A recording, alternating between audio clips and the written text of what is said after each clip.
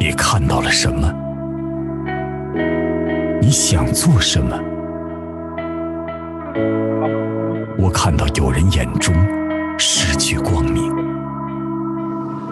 有人用脚步试探前路，有人需要更多的支持与帮助。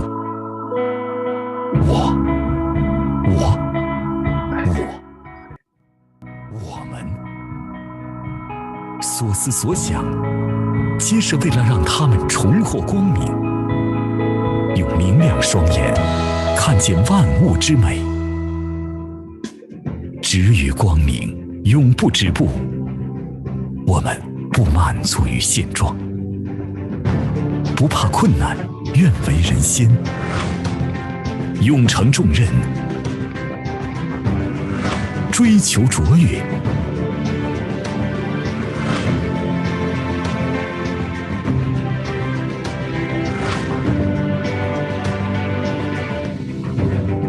数位国际眼科泰斗，国内眼科领袖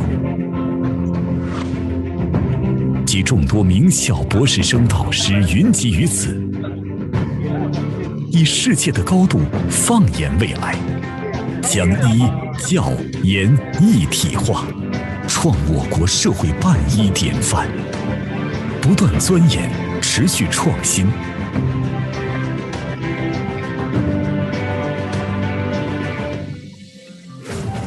付以昼夜的拼搏，一次次追光前行，构建博士后科研工作站、院士工作站等多个重要平台，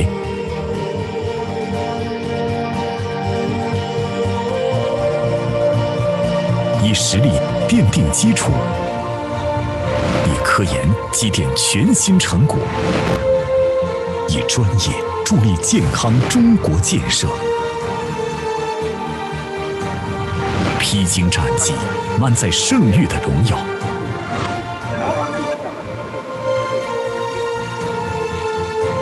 不忘初心，赢得业界的认可与激励。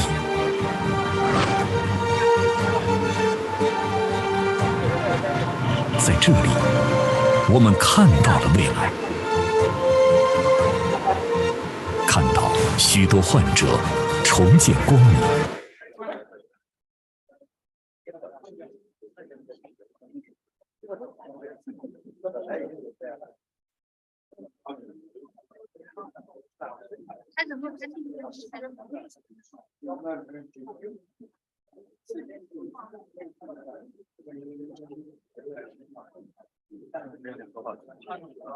话筒我们都用不上了啊。行，那没问题。那边主持人那边要换，要不要120？2有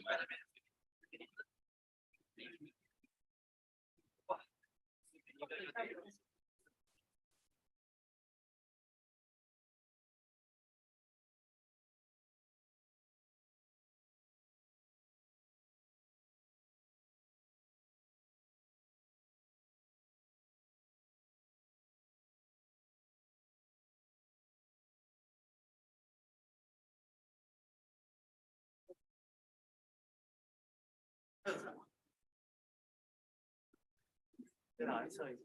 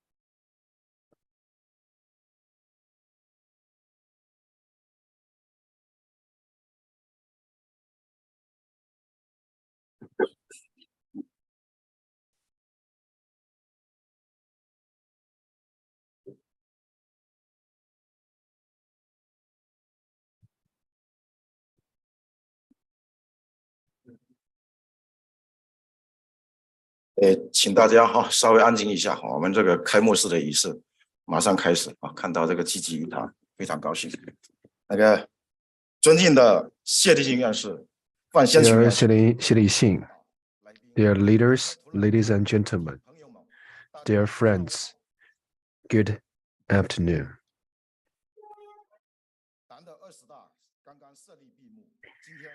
The 20th session of the CPC have just finished, and today we attach the 8th Chinese Ophthalmology International Forum here on behalf of the Huaxia Eye Hospital Group and Xiamen Eye Center affiliated to Xiamen University. To leaders who come to attend the meeting in the spirit of the busy schedule, experts and friends, please allow me to express my heartfelt thanks to and welcome. Thank you all. Next, please allow me to give you a brief introduction to the leaders and experts attending, and also the lectures according to the sequence. And the experts are, the first one is going to be Professor Xie Lixin, academician of the Chinese Academy of Engineering, chief expert of the academy expert with the workstation Xiamen Ophthalmology Center, affiliated to Xiamen University. And also we have the Professor Wan Xiangquan, Academy of Chinese Academy of Engineering and Dean of Shanghai Jiaotong University School of Medicine. He is online. Sun Miaolin, second level inspector of the party group of the Xiamen Health and Health Commission, and following the Cao Weiming, Deputy Director of Science and Technology Bureau. And also we have the academician Professor Li Xiaoxing, academician of Academy of Ophthalmology and Dean of the Ophthalmology Center affiliated to Xiamen University International Ophthalmology, academician of the college Professor Zhao Kangxin, chairman of the expert committee of Huaxia Eye Hospital Group. And also we have the chairman of the ophthalmology branch of the Chinese Medicine Association, the visiting professor. He is also joining us online. And also we have the chairman designated of ophthalmology branch of the Chinese Medical Association, Professor Sun Xinhuai, chairman of the Science and Technology Innovation Committee of the Huaxia Eye Hospital Group. And also have a Sun Yat-sen University Professor Liu Jizhi, director of the Zhongshan Ophthalmology Center. He is joining us online. And also we have Professor Xu Jia, director of the National Center for Clinical Medical Research of Ophthalmic Disease, and Professor Yang Peizhang, chairman of the ophthalmology branch of Chinese Medical Association.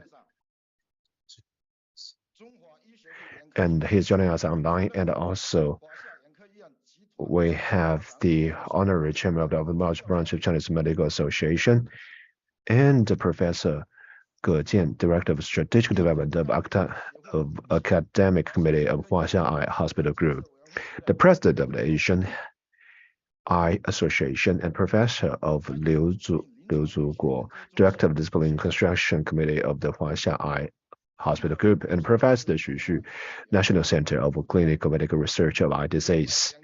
And also we have Professor Xu Qun, is also the Vice Chairman of the Research Science Branch of the Chinese Medical Association, and Professor Zhang Mingchang, member of the Association, the Huaxiang Pharmacy. And also we have the special guests from abroad. They are from the German Retina Association, and a Prava, chairman of the Indian Ophthalmology International Committee. And also we have the dear guest and Professor Dr. Usher, Institute of Ophthalmology and Visual Science, Queen's University, Belfast. Let's welcome.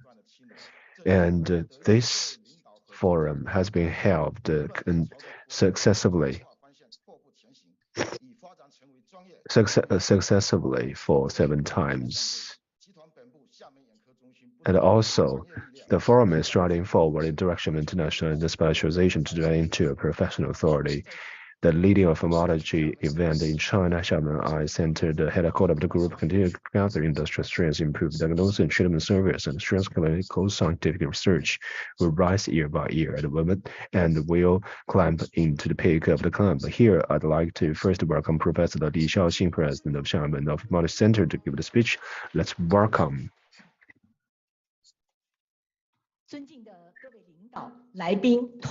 Dear leaders, friends, good afternoon. my great pleasure to join you in the 8th Forum of the Ophthalmology. And please allow me to deliver my sincere warm welcome to all the dear guests and experts. And first, on behalf of Huaxia Eye Hospital Group and all of my colleagues from Xiamen Ophthalmology Center, extend a warm welcome to sincere greeting to the guests attending to from well. Dear Li Xiaofeng introduced Professor Li Hao telling us, and with their guidance and support, Huaxia Ophthalmology makes progress, hard work, and technology, and studying for knowledge and recruiting talents. The momentum and collaboration developing rigorously, Huaxia Ophthalmology will be publicly issued and listed on the market, and this means the Huaxia Eye Group will continue to play its important role by the industrial advantage and efficient promotion of ophthalmology and high-quality development of the medical care. And also, we are going to be following the innovation proposed by 20th National Congress of the CP Central Committee China's Technical Field Should Meeting. International standard also reflects China's schedule to promote effective research, cutting-edge technology achievements will be efficient results that return to patients and give back to the community of the whole society as a national platform for difficult eye disease and pneumonia.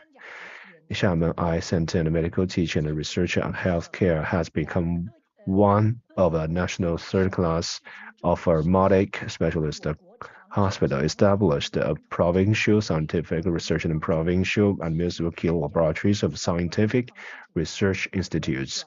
The main research direction is the clinical diagnosis and treatment of common blinding eye disease in China, and we have been actively carried out related clinical basic research and traditional medicine research. In the past 3 years, there has undertaken 32 projects at national level and also clinical trial and equipment project, the State Food and Trade Administration among them.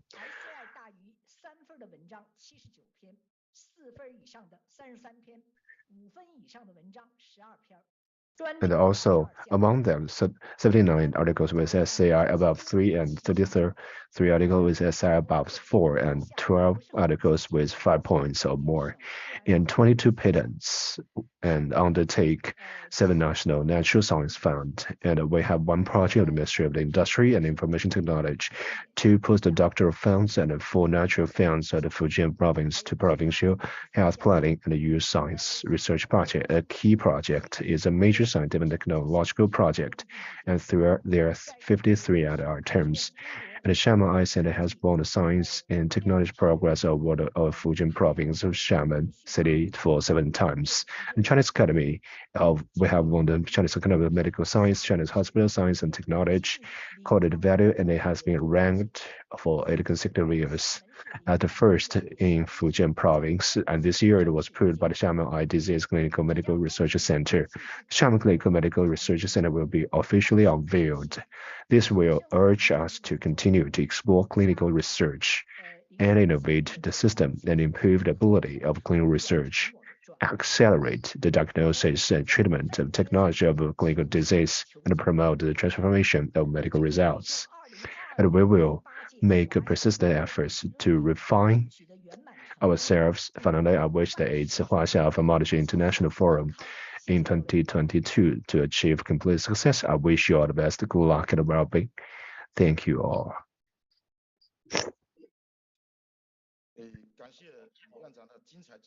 Thanks very much for the good speech delivered by the President for many years. With the support of the Municipal Health Commission, our medical and health undertaking in our city have developed with high quality. The citizens are full of happiness. The development of the hospital inseparably from the support of the Xiamen Municipal Health and Health Commission, which will become our future, the driving force of the pioneering of innovation. And now let's welcome Ms. Su Liang, a member of the party group of the Xiamen Municipal Health and Health Commission, to come on the stage and deliver a speech. Let's welcome.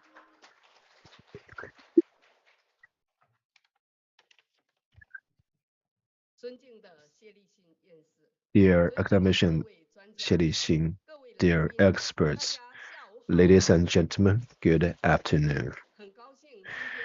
my great pleasure being invited to join you in the 8th of International Ophthalmology Forum here. Please allow me on behalf of the Xiamen Municipal Health Commission to extend our warm congratulations to the convening of the forum and also to express my sincere greetings to all the experts and the guests.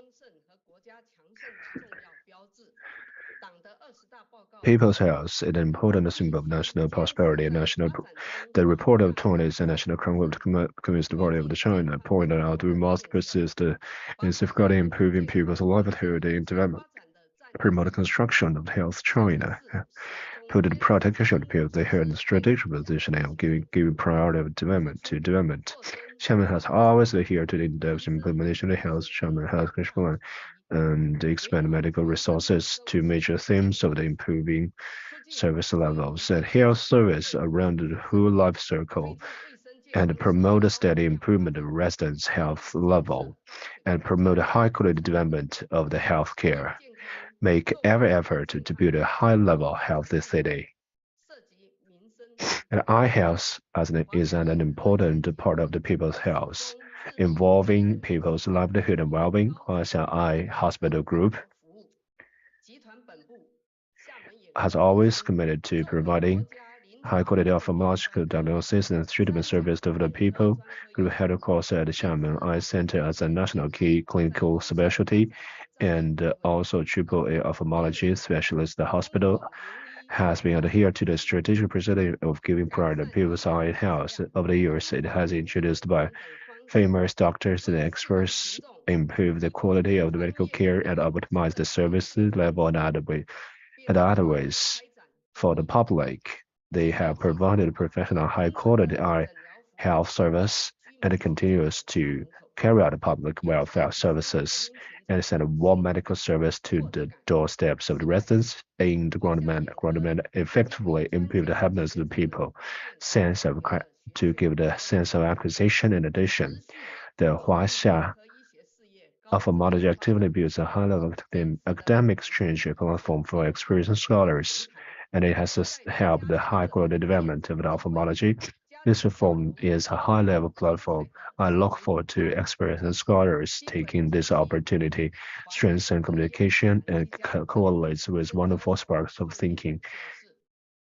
According to the news that you made, Huaxia Eye Hospital Group is about to land on the public market of Shenzhen Stock Exchange. Here, please allow me to express sincere congratulations. Simultaneously, also looking forward to Huaxia Eye Hospitals to stand at a new starting point, can actively implement the spirit of the 20th National Congress of the Communist Party of China, promote the construction of the Health of China, and also accurately meet the needs of the expectation of people from diagnosis and treatment of eye health and put more health concepts to high quality medical resources and send to the masses in a way that the masses like. Indeed, from the pushing forward the focus on treating disease to the concept of centering on people's health, we are going to help build a healthy Xiamen, implement the details. Finally, I wish that this form a complete success. I wish our experts and guests good health and smooth work. Thank you all.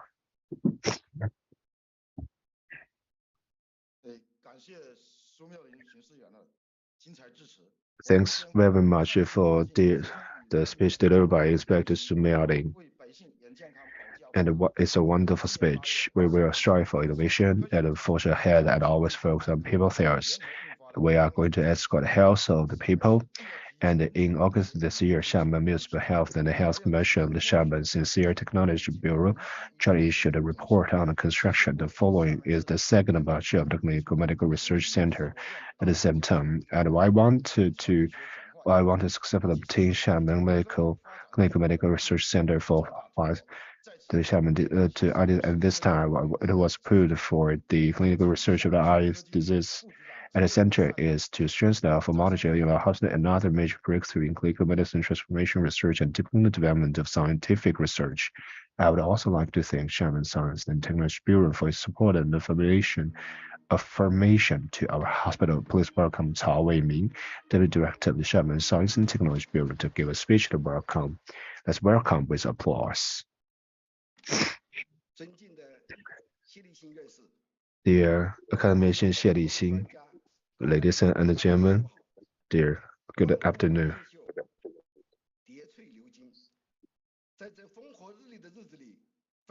During the spring, autumn, and I would be very happy to meet all of you here today at the session of the 8th International Huaxia Eye Forum.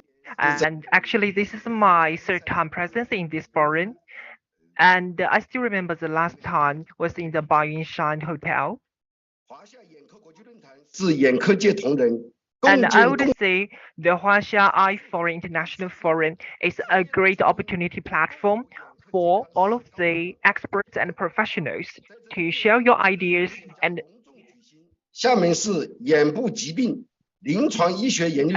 here I would like to emphasize the opportunity, and on this very special occasion, and the eye center and research facility would be established at this forum, and I would like to express my sincere gratitude to the opportunity and the platform for the clinical research and the clinical practice in Xiamen healthcare sectors. And although this is maybe a weak point at the moment in Xiamen, and an effective translational effect study and the clinical research is the driving force to a more prosperous strategy to benefit more patients and to integrate clinical resources.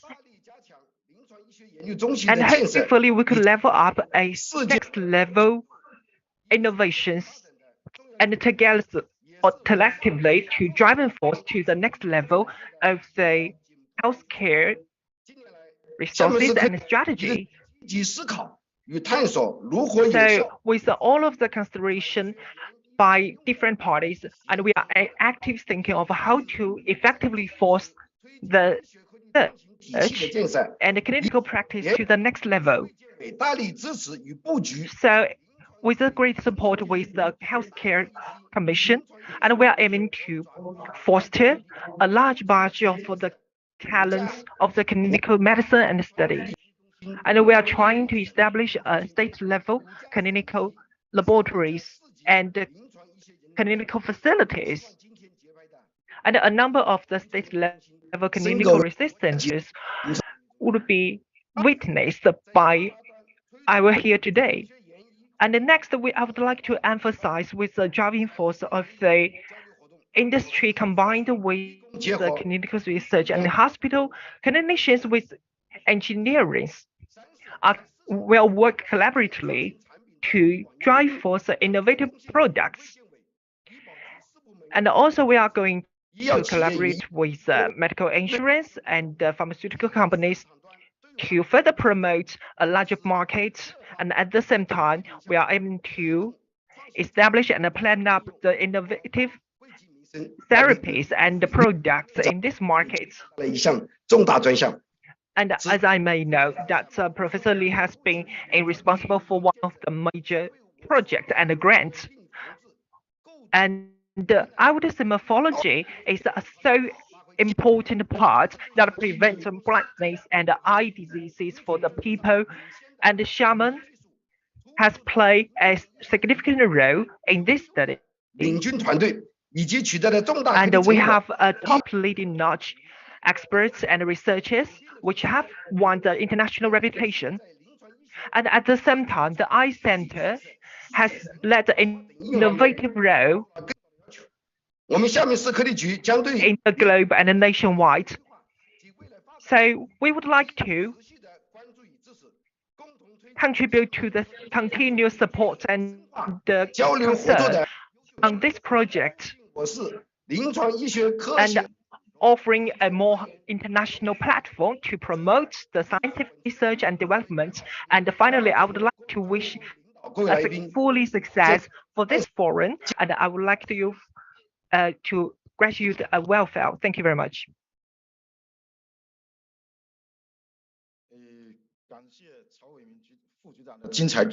Many thanks to Mr. Chow's wonderful presentation at this time, and all of the experts and researchers sat here together to discuss all of the topics, and also Professor Chow has delivered his wonderful speeches by the pre-recorded video. Let's welcome. Distinguished guests and experts and the staff from the Huaxia Eye Center. And at the moment, it's just the right opening ceremony of the International Huaxia Eye Forum. And I would like to extend my sincere gratitude and congratulations to all of you at present today. Because of the pandemic, I was not able to present myself in the site, and I do apologize for that. It will be a regret not to be able to join with you guys. So that's the reason why I recorded a video to join you virtually. So 25 years has gone by with Huaxia with me, and I have witnessed a joint success of Huaxia Eye Center. And from a clinic to a state-level specialized hospital, from a small-scale single eye center to a nationwide reputed eye hospital. So we have witnessed the joint success and progress of the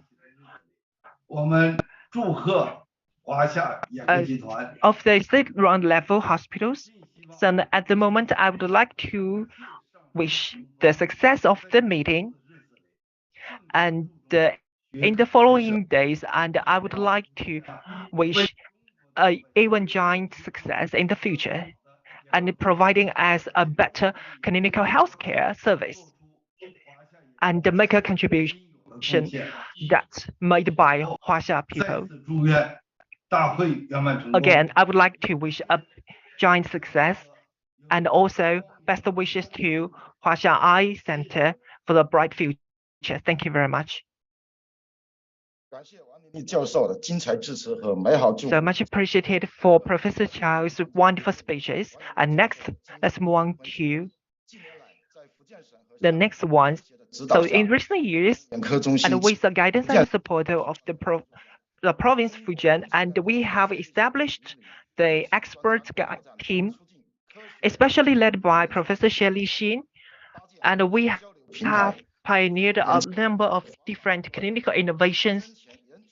And we have also established a network of the anti-blindness, and a number of pioneering works has been done today. And Professor Xie has joined us with us today. Let's welcome academician Professor Xie.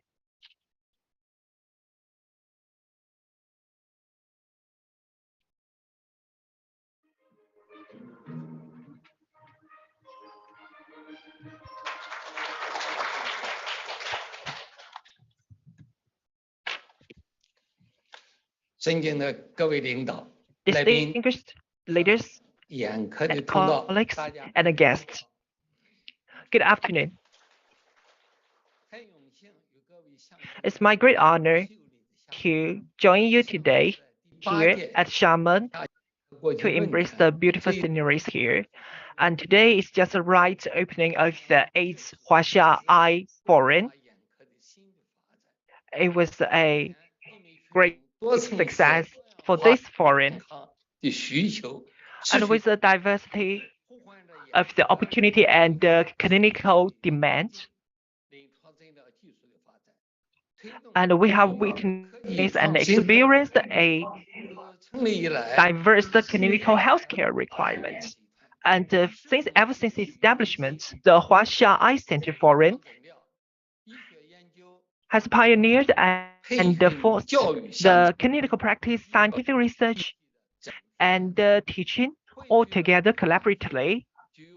And here we have gathered a large group of the eye experts 加大医务人员的培养力度。 And we would like to continuously invest more resources in this area and to leading up to the next level innovation. 也具有广泛的影响力。 So I would say the Huaxia Eye Center has a giant nationwide and international reputation in this field. And for this, its International Huaxia Eye Forum, it's a 就的眼科专家 great platform for all of the eye experts all over the world and to provide a platform to exchange. And I would sincerely wish that you could make the most of the opportunity to learn the best from it, the most top-notch and cutting-edge innovations and ideas. Today, 请问，厦门眼 we 科 are 中 very happy to 公预选 witness the selection of the second batch of the clinical state centers in 疾病 Xiamen, 临床医学研究中心的 and also 揭 it has 牌。 become a clinical center in Xiamen. And for that success, I would like to extend my sincere congratulations 记 to 忆 the success and accomplishments. 前瞻性的高水平的科研 And I wish a increasing number of the retrospective and prospective clinical study could be immersed in the recent 推 years, 广应用，全力打造 and the promotion of the more new skills and techniques could be expected. 希望未来厦门眼科 And this could be a great success and platform for eye 群众眼 experts 健康的切实的需求 to 出发， leading a pioneering to work on this platform 争取收获 and to level up our pioneering scientific research ability. 具有高质量成果转化的临床 And 研究 also we are also expected a more prosperous scientific outcomes. 即将登陆深交硕士创业板。 And in recent time, and another good news is Huaxiang Eye Center will 本的利润 face into the stock market with the driven force of the financial markets. 核心的竞争力， We are hoping to level up our competitiveness 为人民群众提供 these 全 markets and So- also to benefit more patients who are in great need of the clinical healthcare needs and to further promote 最后 the development of the 圆 Huaxia 满 Eye Clinics. 祝各位 And finally, I would like to wish a complete success for this forum, and I wish you a healthy stay and journey here today. Thank you very much.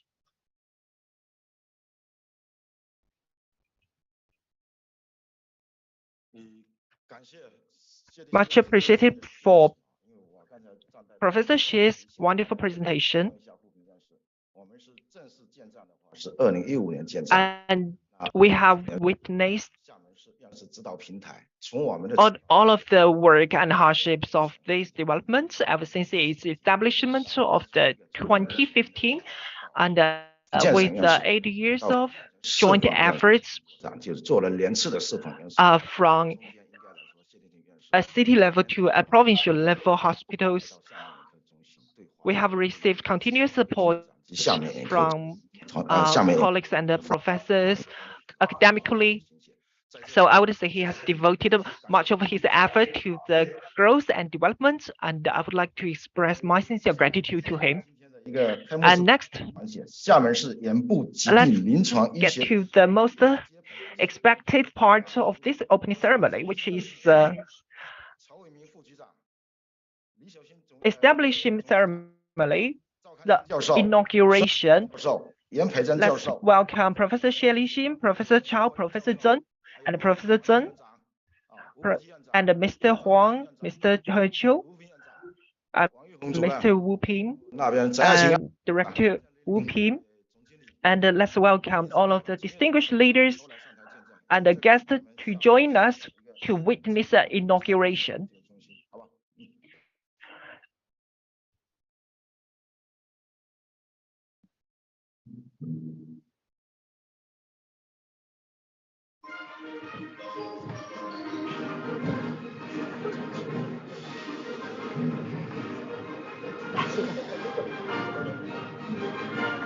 好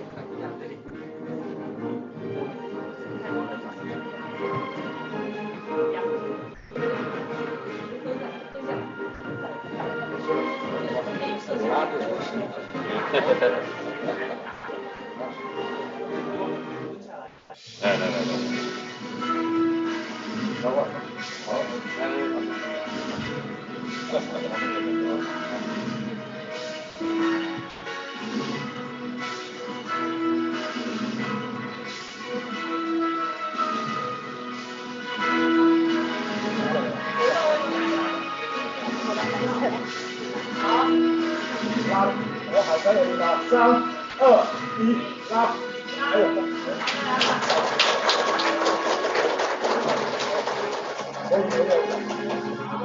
拍一张照片。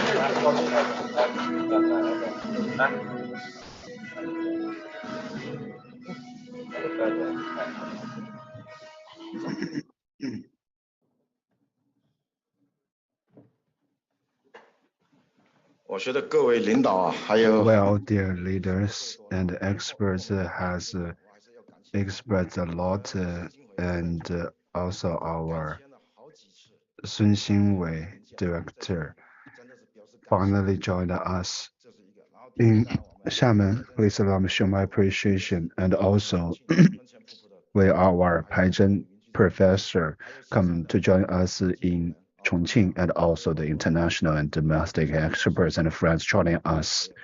Please allow me to show my appreciation also for that. And also, this is the end of today's opening forum. Thanks very much for the support of all the leaders and the experts. Thank you all.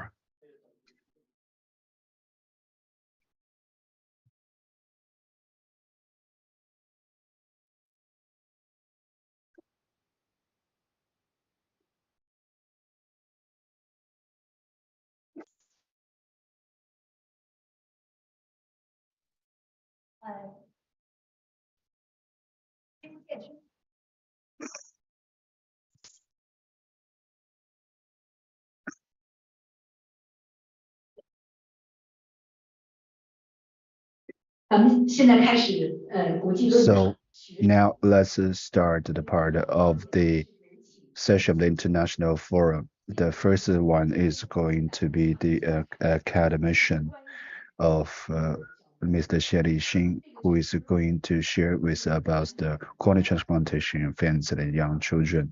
This is truly difficult one of the difficult part of the work for us.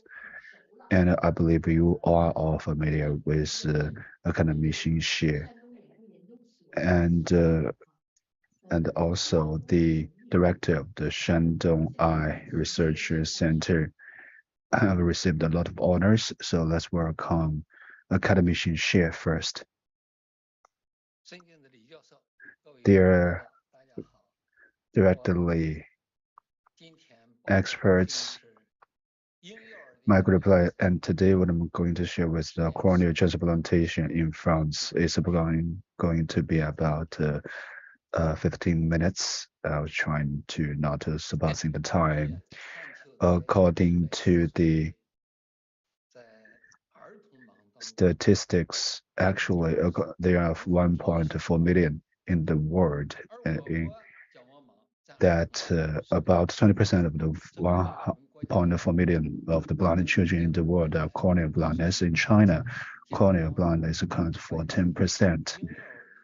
10.26% of children's blindness. Corneal transplantation is the only way to solve severe corneal opacity and avoid corneal blindness in children. And probably you may already notice some of the congenital corneal opacity we saw. It is the only way to solve it. That is corneal transplantation. But to carry out the corneal transplantation, that Fujian province with Huaxia are in Xiamen have built up their own group for the conventional corneal transplantation. The reason I'd like to share with you about the infant and the young children to date is because it is one of the major difficulty. It is mainly because that that's why cornea and the sclera are very soft than adults for children. So when you suit it up, this is the thing that obviously difficult, that you have to you have to be very careful, clean, and operation should be clean and neat. Otherwise, it will take a longer time, and the parents will be in the middle of the operation, and they may kind of feel in the difficult way. And also, anyway, when you packed up for the anesthesia, you see there are a lot of problems also for the control of the dose. And also the other thing is after the operation, the patients still face another problem that need a team to keep them up after the operation, to have the patient to come back regularly for training and following up. And also there are other unfavorable factors for the operation. For example, for the doctor in charge of the operation, that we say there are a lot of the problems. For example, that surgery is like corneal surgery needs to be under general anesthesia to perform the surgical examination. And the post-operative care is another problem. The team of nurses in pediatric ophthalmology in our whole hospital has been separated in Qingdao Children's Hospital, and nursing. And sometimes we can even get the needle to the children as needed. So, and also therefore they said that the corneal transplantation should be done on the days after birth. And also another problem is the medication after the operation. For example, the use of the glucocorticoids, and also takes the x-rays at FK 506, etc. They are all could have certain influence for the timing of our surgery. If congenital corneal optically invisible to other eyes, both eyes, then patients need the surgery. So generally, what we ask for is do it within 3 months after it. And abroad, they do it much earlier than us. And basically, they do it after 2 weeks after the operation. And the same is the truth of the congenital. They all do it much better than us. So the early intervention has better effects, also improving the crystal, including fragile eyes. And the benefit of the operation is going to be late if you do it late. Not to say about 2 weeks. If you do it like the 2 months, the effects will be of naturally worse than do it earlier. So at the present, everyone may consider a lot of things and have said a lot of arguments in this term for the children, because we usually have one test, that the test it can be done in about 6 months after the operation.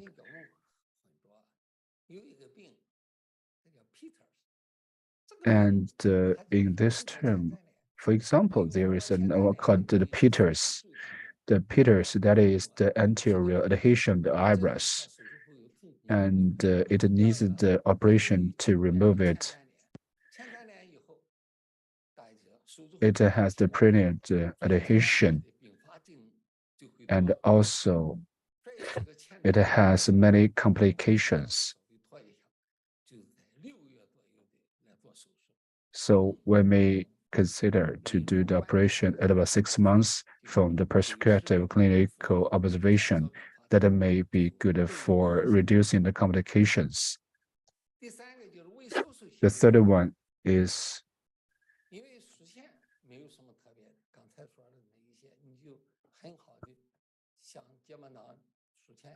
for example, that after the operation, it is a very important part. Generally, in 3 days, it needs antibiotics for all of the body. That is the way for us to take for 2 to 3 days. And after operation, we could use immune suppressant. So, which means if you, after the operation, we don't need to give the medicine immediately because there are some perfusion solution, essential antibiotics. We could start the next day if there is no infection, 2 to 3 days, or no special like the endothelial cell and primary donor failure. If no, there are no such conditions, then we don't take the whole body medicine. And also the immunization. We may not to choose that because it may much better than just to give the direct medicines.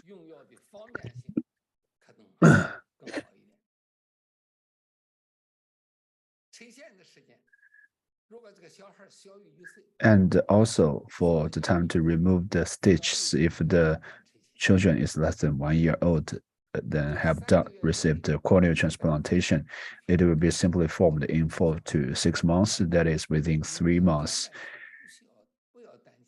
It may could go to remove and no need to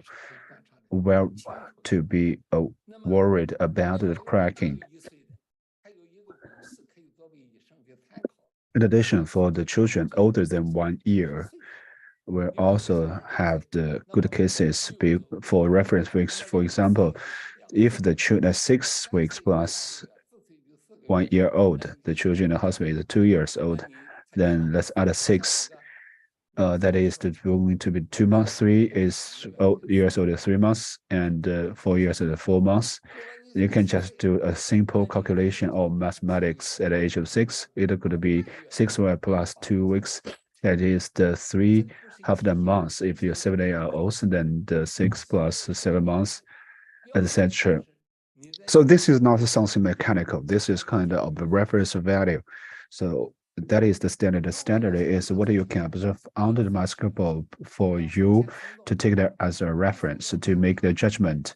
If there are some special circumstances, you should take the actions accordingly. For example, that is some losing that may lead to the infection, but the tension is used to stimulate neovascularization. Then in this term, you may consider to withdraw immediately. But and also in this way, you should improve your capacity of needling and also taking how to make sure it's not going to be losing again. And also, we could consider if there are some other conditions.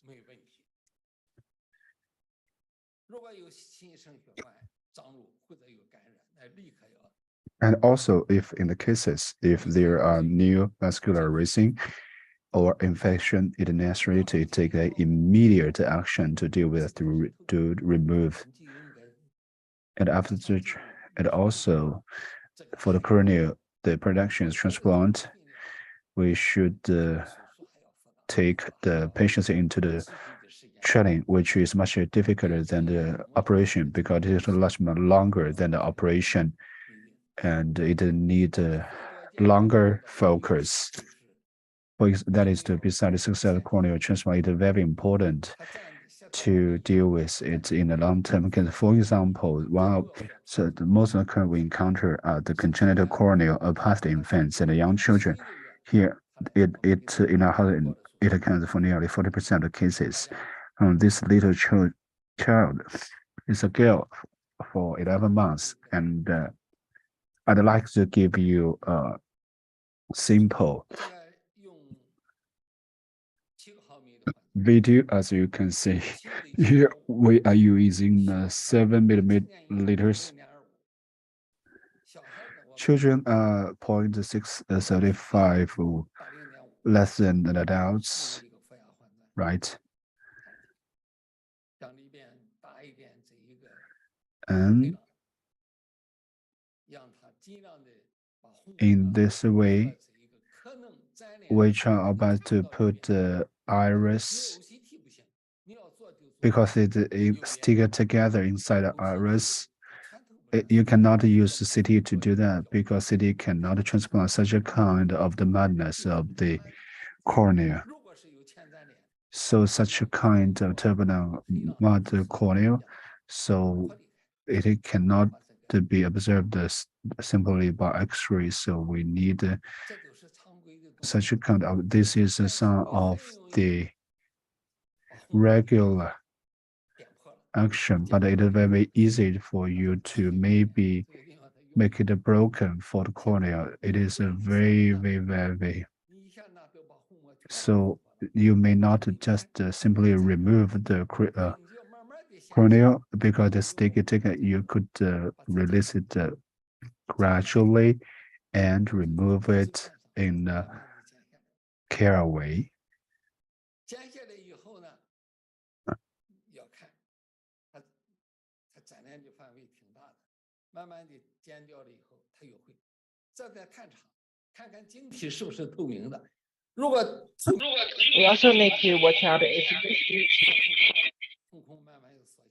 We also need to watch out if this is transparent and clear, crystal clear. After to gently remove this slight cornea,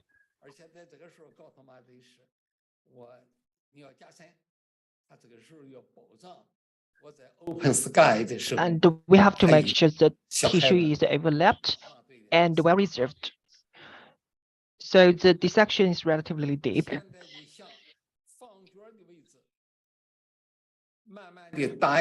And make sure the tissue is well positioned.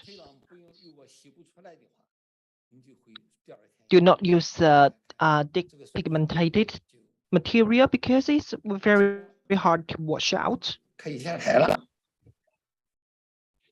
So that is all the drills you need to know. As you can see, this is a post-operative 2 years, and how is the eye look like? This is a lovely kit post-operatively.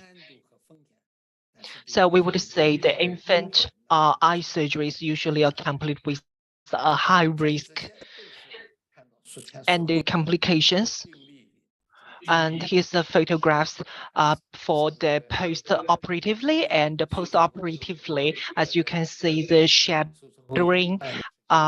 You can see the shadowing of the cornea at the 6 months of the single eye pathology.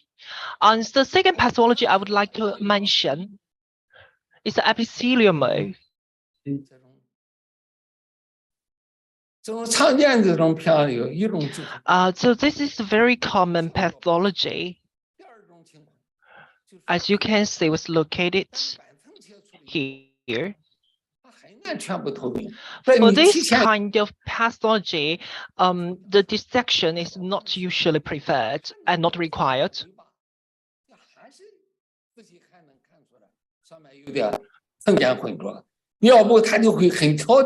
And as you can see, the layer clouding. This manifestation usually will worry the parents and the kids very much. So finally, it looks like this.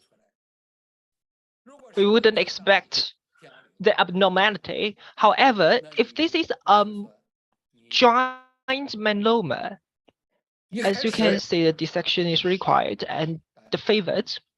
So initially, the procedure comes with a traditional conventional routine with a PKP procedure. So a layer will be created. And the remaining depths would not go beyond 100 millimeters.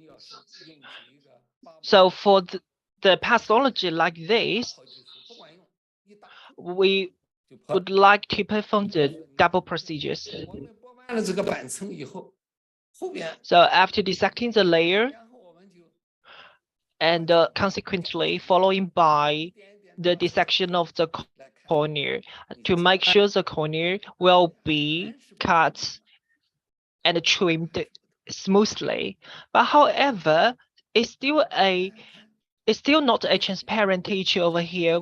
As you can see, the dark tissue over here, it takes a lot of time and patience to run the procedure. We are hoping to make sure a smooth layer, and maybe in 6 months, and we can expect a second round.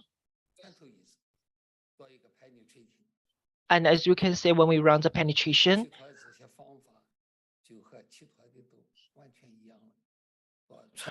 so the remaining procedures goes pretty much the same with the other traditional ones.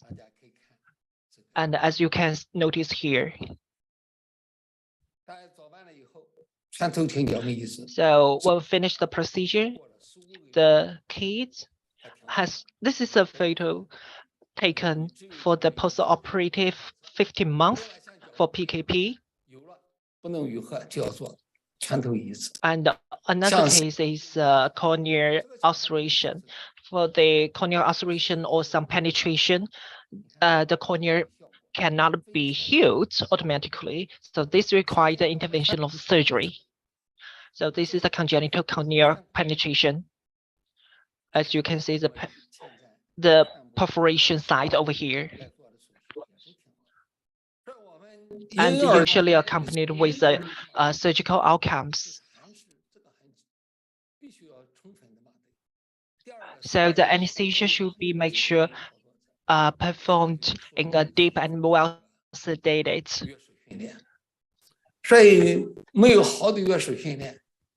So without a rich experience of the surgeons and anesthesiology, the cornea transplantation could not be fully performed. The presentation should not be set for the priority.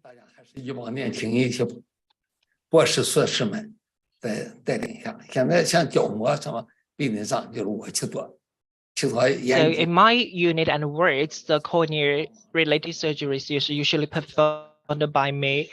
Thank you very much. I'm much appreciated for Professor Shea's wonderful presentation and insightful ideas for this topic. And next, please switch to Professor Daniel Pekanov. Let me run a brief introduction. Professor Daniel Pekanov is the eye chief in the forensic in Germany. Now we can start. Yes. Hi, guys. Ladies and gentlemen. Yeah, morning. Good morning. Dear Professor Lear, dear Chachi, thank you very much for your very kind introduction. It's a great pleasure for me to participate in this interesting ACE Huaxia Eye Forum.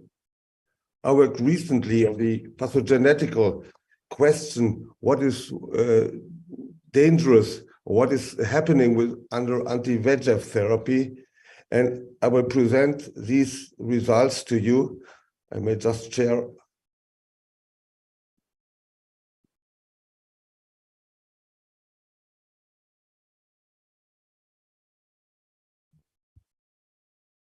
Yes. I will talk a little bit about my thoughts, what is happening under anti-VEGF therapy. Do we influence the neovascular complex, or are we just influencing the exudation? I think after 15 years of anti-VEGF therapy, we know very well that we can increase the visual acuity during this therapy and can stabilize it, as you know from the CAT trial, but for a lot of other trials as well. And this is associated, sorry, with a decrease in the fluid distribution, so a reduction in the intraretinal, supraretinal, and sub-RPE fluid. And this can be stabilized also over time. But there are three major questions. The first thing is how long this treatment is necessary and how intensive this treatment must be. The second our approach is what is the functional long-term outcome and what are the morphological changes which we can observe. For this, we looked at patients who had a very long follow-up. We treated them between 1 and 14 years, and most of them between 5 and 10 years. So with a mean of 6.7 years, and can see what's happening over this time.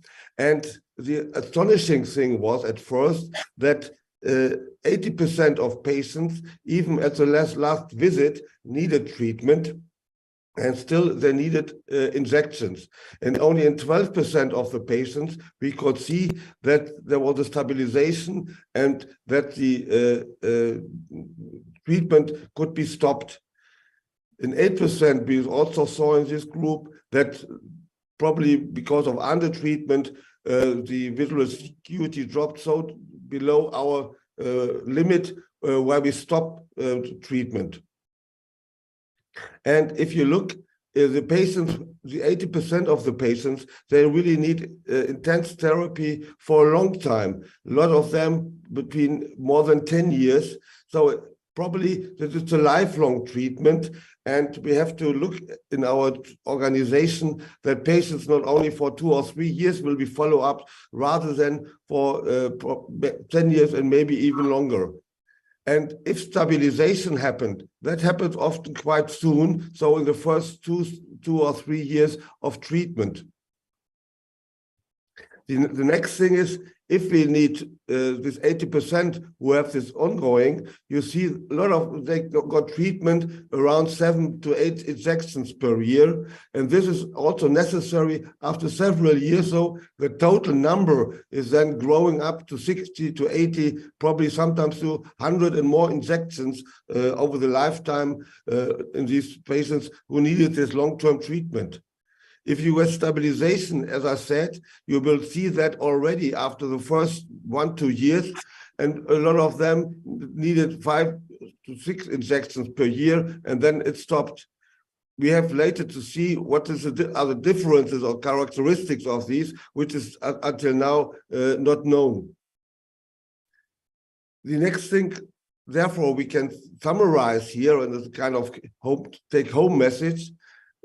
Under anti-VEGF therapy, neovascular AMD seem to be a chronic disease with long-term treatment and maybe forever. We don't know yet because we have that treatment only for 10 to 15 years.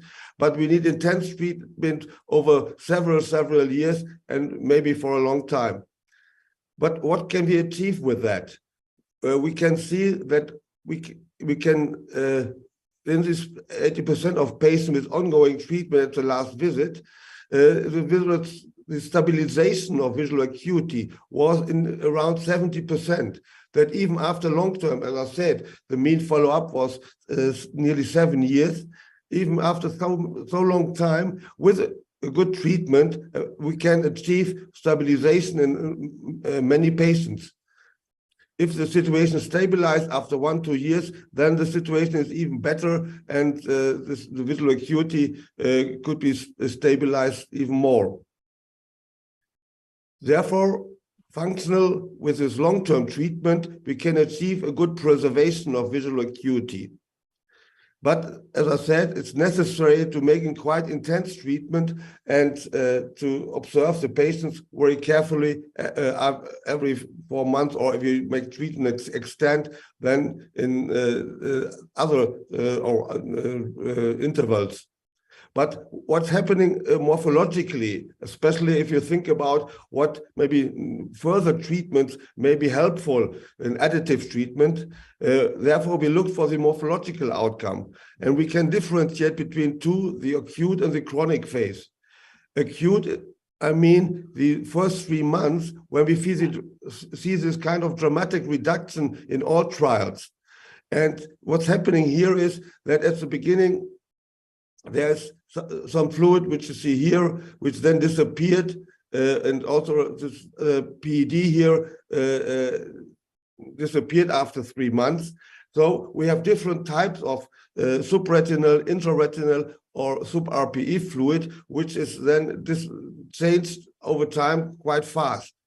And Therefore, we can stop exudation with our treatment. And as we see here, we have a very effective anti-permeability treatment with our anti-VEGF drugs.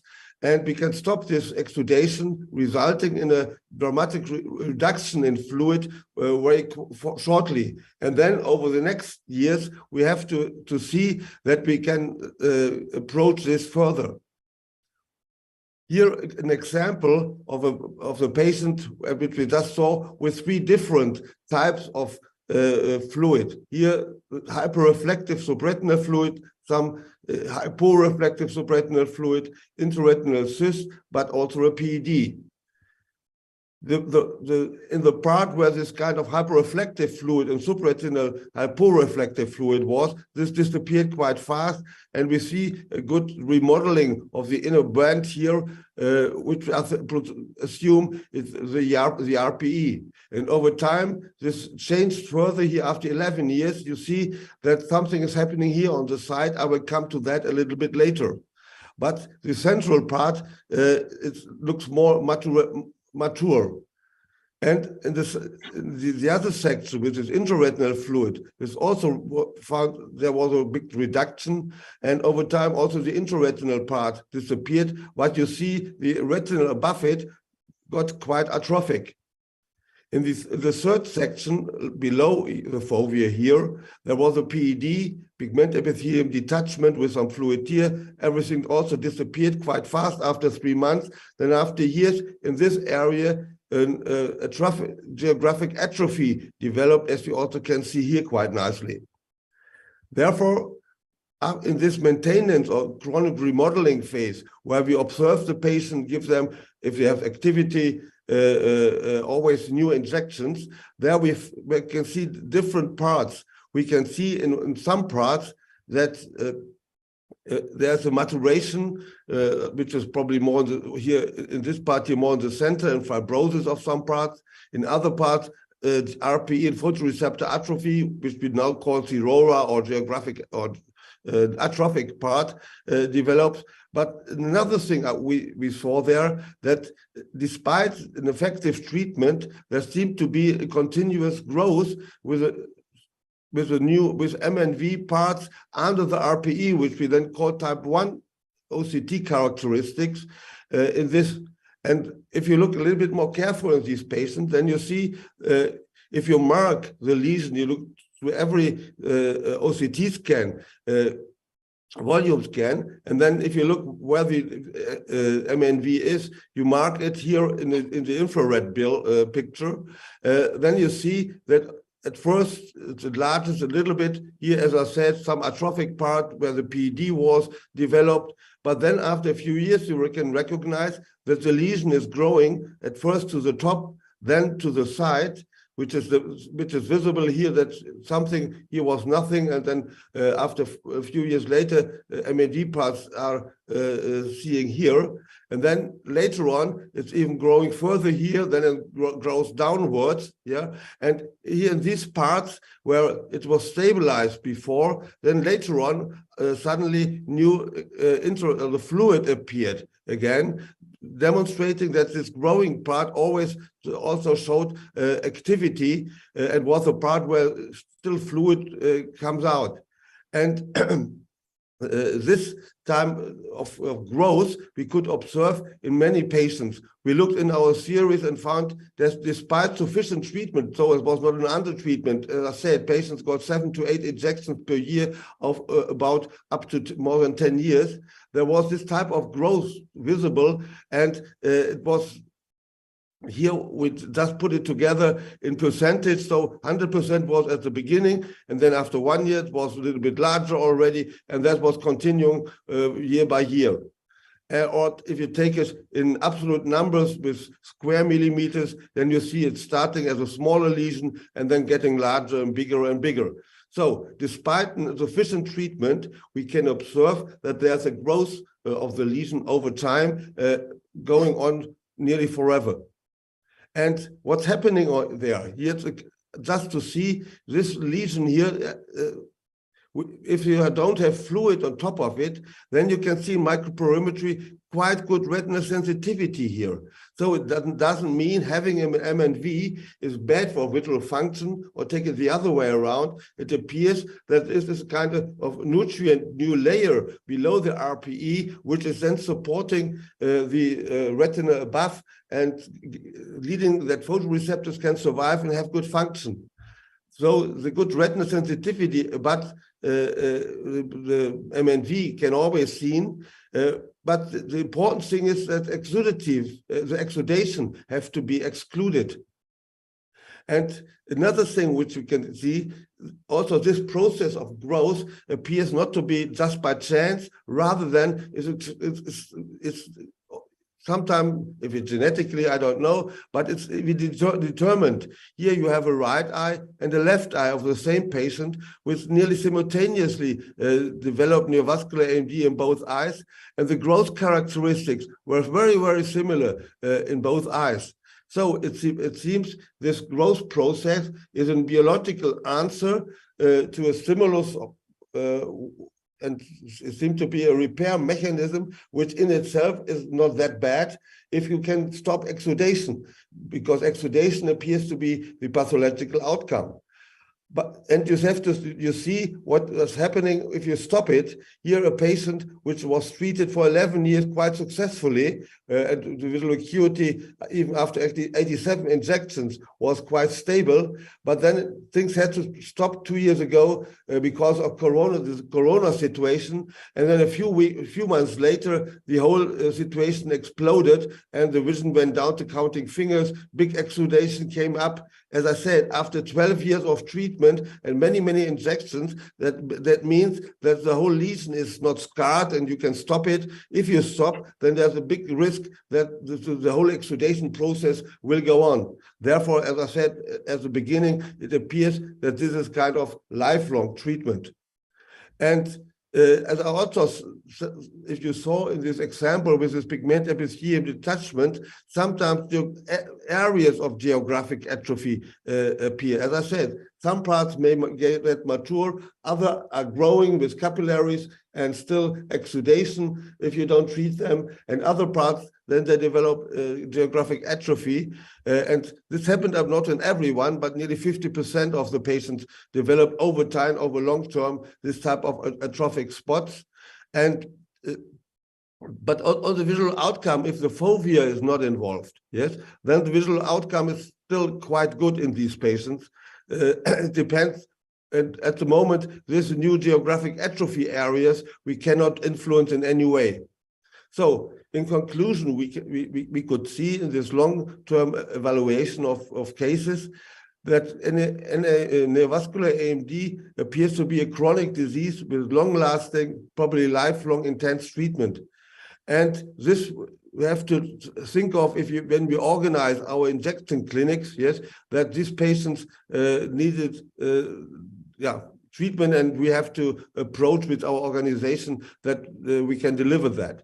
The effect of anti-VEGF treatment from the pathogenetical point of view seems to be, it's not an antivascular treatment, rather than only or predominantly an anti-permeability treatment. And with repeated injections, we can stop the permeability and the exudation by that. And with that, we can stabilize the situation from the point of visual acuity loss over years. So, but we don't see, I don't see so much anti-angiogenetic effect that even under this type of intense anti-VEGF treatment, there was still a continuous growth of this type 1 of MNVs with type 1 characteristics. And as I said, to my interpretation, that means that a growing type 1 MNV is not a bad thing. It seemed to be a physiological repair mechanism with nutritional function of the overlying photoreceptors, but if exudation is being associated, this is pathological and damaging the RPE and photoreceptors layer above it, and that leads then to visual loss. Thank you very much for your attention. Thank you, Daniel. I have a question. if the patient stable some year, then recurrent again, you use the same anti-VEGF like the beginning, or you switch for another anti-VEGF? Yes, I think, Tati, we very often switch. I think if you look clinically to these patients with long-term follow-up, then they maybe started with Lucentis, then they switched to Avastin, and then later on got Eylea. But at the end, the anti-permeability effect appears to be very similar in all drugs which we have are available. And also the new drugs like brolucizumab or faricimab, they also have, I think the anti-permeability effect is very similar in all these with all these drugs. Thank you so much, Yang, for that. Thank you very much. Very good. 他刚才讨论的时候，就是因为他讲到这个AMD 是个慢性病哈，用药物稳定以后还有复发会导致地图样萎缩哈。那么药物治疗呢，它是很开放的观点。时间关系，咱们接下来放一下姚克教授的视频。姚克教授这段时间正好在路上，他讲一下后期性白内障的处理。好，姚克教授咱们也都很熟悉了哈，眼科学。尊敬的各位专家、各位同道，大家好。首先热烈祝贺第8届华夏眼科国际论坛顺利召开。今天我要和大家分享的题目是后继性白内障的处理。后继性的白内障发生率在儿童里面并不是很多见，在儿童非外伤性的白内障里面呢，只占到7%到8%，而且呢没有性别的差异，而且呢都是双侧发病，是常染色体的显性遗传，但往往也有是单侧发病的情况，一般呢都是散发性的非家族性的，往往会伴有晶体的后追。或者 and usually accompanied with the PFV or PHPV 情况。在临床表现上，我们可以用 So for the clinical manifestation, 我们可以从右边的照片上 and as for the morphology, as you can see from the right graphs, 圆形的一个浑浊的。我们如果用 OCT 去看它的话呢，能够看到后继部是浑浊的，病程呢一般都是静止性。或者是 especially for most of the disease are progressive or in the 后 silent 白内障 phase. 一般的后脑膜呢，往往会有下面的几种 And 情 if 况。 we look at the 一种情况呢， PPC, 虽然 posterior 后脑膜 polar 是浑浊的， cataract, 但是它还是完整的。 we have a quite 有一种 different 情况 of 呢，就是后脑膜浑浊的， varieties for the 但是呢我们做进去 posterior 看到呢，后脑膜本 capsules. 身是缺损 The 的。 capsule could be 另外一种 clouding 情况呢， but 就是我 complete. 们所说的 And the other PLC category, 就 the 是后 capsule 锥形的这个白内 could 障。 那么第四个情况 intact. 有可能呢， And 部 some 分 of 会 the 合并有 posterior 持续 capsule could 性 be 胎儿血管 the 化， PLC 称为是 or accompanied with the PFV， 就 PFV 以 or 前我们叫做原始 PHPV, 玻璃体 as 增殖 known as PHPV 的情况。 previously known as PHPV. 那么在临床评估的时候，我们最常 So 采 how 用的 about 呢 the 是 preoperative 散瞳 assessment? 以后的立希灯显微镜的检查。我们从立希灯的照片里面 The most 可以 very 看到后脑 common 膜浑浊。如果有条件的话呢， preoperative 可以进行 assessment 前阶 including 的 OCT the slit 或者 lamp shrimp test under the condition 那个 of 照 my 片 dry 也能够 axis. 把它 And 诊断 also 出来。 the 或者 preocular 用 B 超 OCT will play a UBM significant 都 role. 有可能把它 And 诊 some 断得更清 clinicians 楚一 would 些。 like to 那 take 么 the 在验光的时 photographs 候， or the 我们用视网 ultrasound 膜镜 beam, 呢 the 也 UBM. 能够看到红光反射下面后继是不 And 正常。 also the retinal scope should also play a significant role. 因为什么我们今天呢要把后继性白内障专门拿一个章节来介绍来 The 讲解 reason why I would 主 like 要 to 是 mention the 后继性 PPC 白内 as 障 an 在 individual 术中的时 chapter 候后脑 to 膜 run the 的破裂 introduction. 率很高，所以呢我 It's 们在术 because 前 for the 认真的评估呢，对 rupture of the 术 posterior 中处理 capsules 万一发生后脑膜 during 破 the 裂的时候 PPC, 呢 the 是有 occurrence 所 could be 准 up 备的。因为 as 在 up 后 as 继性白 up 内障 to 的后脑膜 12.5破裂率呢，一般在 26%. 12.5% And 到 however, the PLC 26% rate 左 could 右。 be up 如果 to 是后追的话呢，它有42%的病人 42.1%. 将会发生后脑膜的破裂。所以呢要做好准备，手术当中要进行玻璃体的切除或者需要更换人工晶体的固定方法我们一般都是要囊袋内植入，有可能呢变成睫状沟的一个植入，或者甚至这个在某种特殊的情况下，前囊也撕得很大，后囊也破掉，and also it 可 may 能 require 多 multiple 次的 surgeries to 手 intervene. 术进行另外的处理。那么当然的，在术中呢后囊膜撕囊，如果撕得好是最好。但是呢，术后呢，有的后囊膜混浊并不明显的话呢，可以考虑在术后呢进行阳激光呢，进行后囊膜的切开。但是总体对于后结性白内障的这个手术来看这个我们手术的原则就是要尽量避免后囊膜的破裂，或者延缓它的破裂的发生。下面呢，我们再来看两个 case。这第一个 case 呢，就是右眼的一个后结性白内障，但是呢，看上去很浑浊，但是后囊膜是没有破掉的。下面呢，大家看一个录像。首先呢，我们和常规的手术一样前方内呢，just like other 注入 conventional therapies. 这个粘痰剂。但是呢，像这种后级的白内障，我们设计的时候前囊膜撕囊不要撕得太大一般呢撕到4.5到5毫米就足够了。因为撕得太大，万一后囊膜破裂要睫状沟植入的话，人工晶体的固定， Just in case the rupture of the posterior 人工 chambers. 晶体的光学不能嵌到前囊膜的口 making 下 sure 面去。 the 所以 close 这个病人 location 呢，我们 of 一般呢 the 像后 optics 结性的 of 白内障可 artificial 以不 lens should 做 be 水 in the 分 right position. 怕它呢后囊膜的破裂，所以呢直接把中间稍微硬一点的核呢把它切除以后呢，就用 IA 呢把这个皮质呢进行切除。所以 IA 呢我们都可以看到，我是从这个囊膜的边上往中间的扯一下尽可能骚动后囊膜的情况。那吸完以后呢，不要轻易的去抛光，因为有的时候会破裂压住切口使它前方稳定的情况下注入粘痰剂。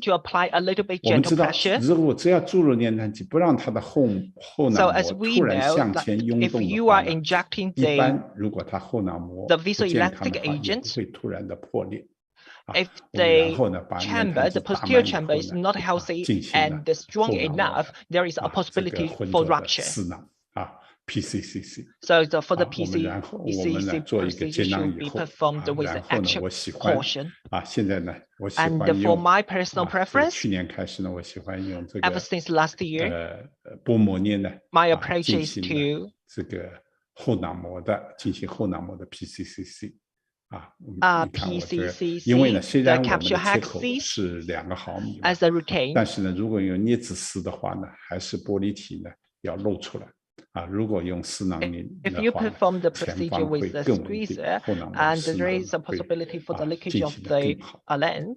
然后呢，我们可以，我呢就是用一个前段的玻璃体切割我们称它为 So 是 we dry perform the vitrectomy cutting 就 from 是 the 把它是 anterior 干 side. 切一下当然 So 也 this 可以 is 从 what we 扁平 call 部用23G、 the 25G 呢直接进 cutting. 行前部的玻璃体的切除。那么切完以后呢， And 我们在 usually 前囊膜 40 or 和前囊的 45G 丝 should 囊 be 和后囊 sufficient. 的之间呢，我们在囊袋里呢 So 打 after 入 the 了 capsule 这个 axis, there OVD is a 然后 should 呢 be 把人 allow 工晶体 sufficient 呢 space 植入到 between 囊袋 the 里面 anterior 植 and 入 the 到囊袋里 posterior 面 chambers. 因为这个前囊撕的也不是太大后囊也刚好 Because 这样的话呢，我 we 们的 just 光学部刚 preserve 好 the 能够 appropriate space 进入到囊袋 between 里 the 面 two 进入 chambers. 到囊袋里面，这是20个 And 月 the 的一 chamber 个 should be 小 allow 孩子的先 sufficient 天性的一 room 个白内 to 障 the 我们可以看到，如果 relocated 植入 lens. 囊袋以后呢收到的效果可能会比植入结肠沟呢更好一些。大 So 家再来看看 implanted 第二个 capsule should be case preferred. 这是 Let's see the case 2018年 2. 做的一个 Female 5病例 years 它 old, 是右眼的 posterior 后结性的 cataract with 一 a 个白内 ruptured 障 posterior 这个 capsule 后 in the 囊膜 right 是 eyes. 手术的时候是破掉了是5岁的一个儿童。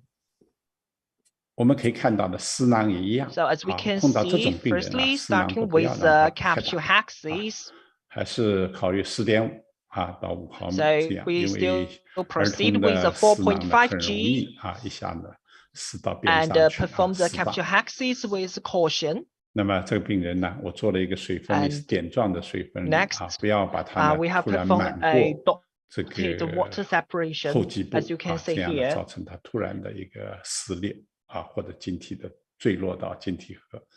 To 然后呢 just make sure 开 in 始呢 case 洗 the 皮 rupture of the 洗 posterior 这个 capsule. 软核和皮质，这个时候发现呢它的后囊膜是破 So 裂的， in this 所以 case, 我 we 们尽 noticed 可能 that 呢用 IA 呢把残留的皮质呢 把 the 它吸除 vulnerability 掉 of the 吸除掉， posterior 我们可以看到一个圆 capsule. 孔。 然后呢 So we 也是一 decided 样，压住 to 切口以后trying to 尽快的 move with the 助 stable 手或者自己的 angles 左手呢推入 and 面 then 瘫剂 try 推入面 to 瘫剂， use 使它 deploy 不 the 要呢使 assistance 它突然 right 晕 hand 向 or your 这个前 operator's 方 left hand 使 to 它的破裂呢 stabilize 不要突 the 然变得 structure 很大。 然后呢 to 我们 make 就再开 sure 始呢做 the 一个 posterior PCCC capsules 这个病人 is 呢我们就做一 stabilized 个 and there PCCC。 is a sufficient room between the two chambers. PCCC 呢一般做4个 So 毫米 PCCC 就可以 generally 了 should be performed 所 at 以这个病 4 人呢我们做完以 millimeter. 后呢 This 再 should be 进行 sufficient. 前端的玻璃体的切除术。所以这个病人呢因为 And after 虽然 that, 他是后囊膜是缺 well 损的，但是我们 performed 的 with the PCCC 做成功 anterior 以后呢这个后囊膜不会破裂的情况下，我们还是希望把这个晶体呢放入这个囊 we are 袋 still 中 hoping 放入囊 to 袋中。 the lens to be located at the 所以 accurate 呢植入 position 晶体by 这个直到 vitrectomy. 前后囊膜之间囊袋里面So 囊袋里面 by this way, 单片式的人 we 工晶体。 have better knowledge about the diameters about the capsule 植入以后呢 space between anterior and 这个 posterior. 用手工的 And IA 呢 afterwards, 把前方的粘痰剂 we 把它吸除 manually 掉 performed the IA 因为 to 如果 dissect 是 it. 用机器的 IA 的话，有可能有 Because 的 if 时候 you 后 do 囊撕得大的话， mechanically, 晶体 there 会 is a 坠落到玻 possibility 璃体 to 墙 have 这 a 种情况。 larger 最后呢，给 laceration. 大家一点关键信息。 So 第 finally, 一 I would like 术 to 前充分的 adjust 评 some 估 take-home 警惕 message. So first 这个 is 有的 a 时候 thorough 有 and 后 complete 天性的白内障 postoperative 成人的白 assessment. 内障 You have 掩 to be 盖了 extremely 从 careful 前就有 about 的 some secondary PCCC 或者 PLC 的情况。 cataracts 第二个 that 呢， could 要注意适当的 possibly 直 cover the 径、矩 PTC 中 or 性 PLC. 和 And 完整性， secondly, you 一 have 般 to 是 be very 4.5 careful 到 about 5 the 个毫米， diameter 要 of 尽可 the 能避免 capsule 对后囊膜 hexes 施加 and 这个压力 completeness.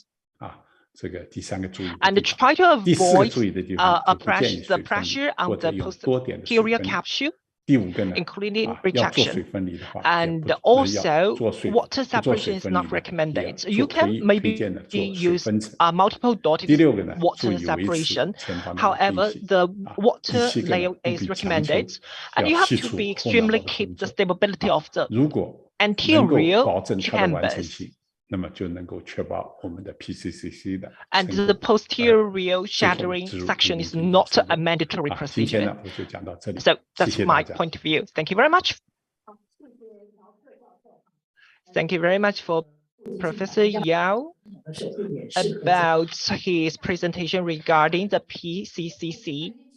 And next, let's have Professor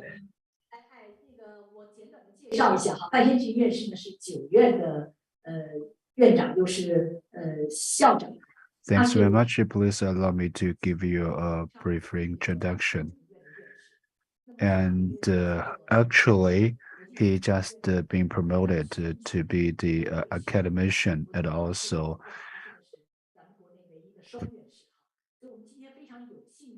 he also has been a the National Academy of Pharmaceutical Science and Technology. He's not the only double academician in our country, so it's our great pleasure to have. It's fortunate to invite the academician fund to explain the operation of the orbital neurofibroma for us today. Let's start. Thanks for Dean Lee for introduction, and we are going to give you the brief introduction about the surgical treatment of orbital neurofibroma. As you can live through fibroma eye, he looks at these photos that we see the serious influence, the full functions, the facial appearance, and the quality of life. And it is a symptom of the systemic disease of the eye, and we also could see this child. He's not only has the disease and also has the in the whole jaw, head, and neck because the same symptom systemic disease manifestation of your eyes. So that's what about neurofibroma? The patients, some of them resulted eye disease performance, but today we are going to talk about eye socket, about the nerve fibers with ocular. What about the neurofibroma? It can be divided into two types. The type 1 is type 1 or type 2. And what about, because they are genetically backgrounded of difference, and we could say there's the first the chromosome 17th, and then the chromosomes, there are some problem. It is a deletion of the design side, and type 2 is the locus of the chromosome 22. Actually, the reason for causing that is because of the genetic limitation, which is more common. Well, if we see the type 1, we will find all the neurofibroma.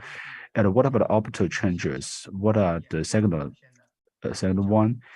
And it has the influence, mainly including progress with establishment of the loss and also to our eyes, and also for the neurofibroma clinically, it is divided into, as we said, the two types, and it has the nodular type from the modeling. It is more common, and also it mainly begins by developing in the childhood, and the photo we saw are diffused from the shape.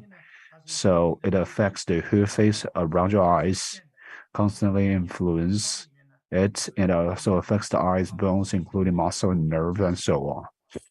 So so we could see that a crystal of orbital neurofibrosoma, that is the bulging neurofibrosoma, we could see that. From this eyes, we could let lengthening of the eyes and the movement of the eyeballs positioning. When the eyeball position moves like this, the whole bone of their eye is destroyed. The whole eye socket will be enlarged and deformed, resulting in the downward movement of the eye positioning. And also, we could see this, the face, the skull are also defective. So here we could see there is a manifestation neurofibrosoma, and there are many spores, and we especially with manifestation of the soft tissues. This could be a simplified version, and subsequently we see the right angle model, and we see that the front plate is much thicker than that of normal people. Look at the people should look like this.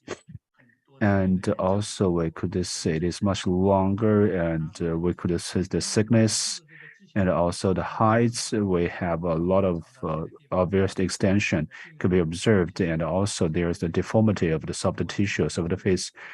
And also we could see that a patient like this, actually this patient is only 9 years old. As you can see here, the eyeballs is pressed together, and which is called for the eyeball. I have the impression was opened. It was still 0.2 to 0.1 to point. There was nothing you could do to say things. So this is a very typical one. We could say this, in fact, who also is small neurofibrosoma, and some of them should screens, and also we see the important diagnosis of neurofibrosoma. And we see there have the changes in soft tissues and the bone changes. We can see there is overall defect of the overall defects. So this is also kind of defect of the outer wall of the whole frame. So because of such kind of defect, the neurofibrosoma can grow into the brain and affect the brain. Therefore, the abnormal position of the eyeball is caused. But some of the patients, when they have such kind of big defect, their eyeball falls into it as soon as they sleep, and this even fall deep into this. So the movement of the position of an eyeball is relatively large. So we could see by making three-dimensional 3D, and we could see the missing of the whole space layout. And the whole orbit is a vast defect at large optical cavity also, and we see the expansion of the full frame. And so what about the diagnosis of neurofibrosoma? Because there are 7 of them, the manifestation of this, the symptom sign of this neurofibrosoma, that is skin And also we could see a reformed neurofibroma in other parts of the body, including orbit and the 6 other parts. And basically it is going to be greater than 1.5 millimeters. And also we see many changes in bones. And also we could see the iris, the nodule of the iris. And also we could see the glymer. And also we could see the effect of the long chromosome, which is dominant inheritance, which affect our relatives. So we could see that there are some changes to the muscles. And the treatment of neurofibroma is a clinical problem because it is disease caused by gene mutation. And at present, people have studied a lot and doing this target therapy, treat the gene and target them. And where at the present, how drugs are there a clinical formation difference, and also we see that there's phase 1 and phase 2 clinical trials has already been done in America, and in China we have some facilities starting to do that. And also other people don't have other like gene therapies, which mainly surgeries, and also for the neurofibroma because it is more deformed lesions. So we see so many things to do, like to remove the tumor. In fact, a tumor is hard to be removed in a clear way because the boundaries are unclear. So if it is completely removed, then the function of the whole face will be lost. What's more is the technology needs to reconstruct the vision and also the reduction of the eyeball, and also immediate extension is necessary to put it into consideration. And also the purpose of the surgery is, of course, to remove many tumors as possible. So we need to open up our mind in this term to let the patient see and also retain their function. And so this is a big problem in this kind of operation for sure, because this amount of bleeding is quite large because the blood supply of the neurofibroma is particularly abundant. Actually, whatever bleeding we can climb it with a vascular fibrosis, and also that could cause the direct blood vessel to be, shut off, and the bleeding becomes really a big problem. And also, actually, the boundary is also unclear, as we said before. And it's difficult to completely put it within or without it, wrapping, and also the tissue skeletons, and including brain communications, etc. And now we say the patient, the tumor resection and correction. This is the post-operative. We could say the patient first, when we open it, you can see that they are neurofibroma. This is a sick nerve fiber, and then after cutting this tumor, it is necessary to find its muscle. And when we find the muscle, then what we have to do is the extension for the forming of the visual angle. And then after that, we could do the further operations. And so this is the post-operative. It's better than the ordinary surgery method. This chart is also the same. We saw the short version of this very sick, and it is still a lot of deformed. Well, we also put it in this way of cut off as many tumors as possible, and also let the shorten of the balloon based on to correct it. And also because the air and also being subject to function and damage, so the difficulty of reducing shortening of the mirror injuries is much more worse because it has to do it right. And also the partial extension I touched it because the shoulder are very thick. Let's do the proptosis again.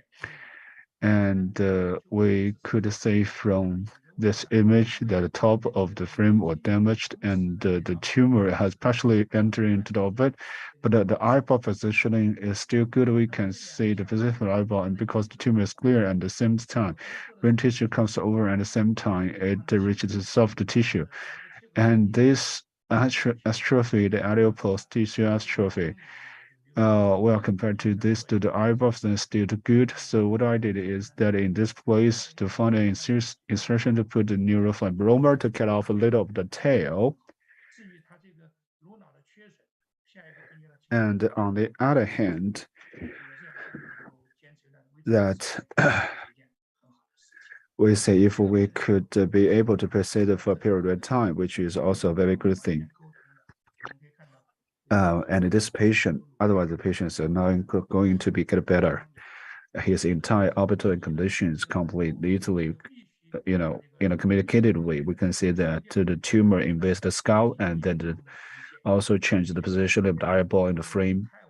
It is very low, much lower. We have to cut off the tumor and the tumor orbit, and then we have to reconstruct the orbit.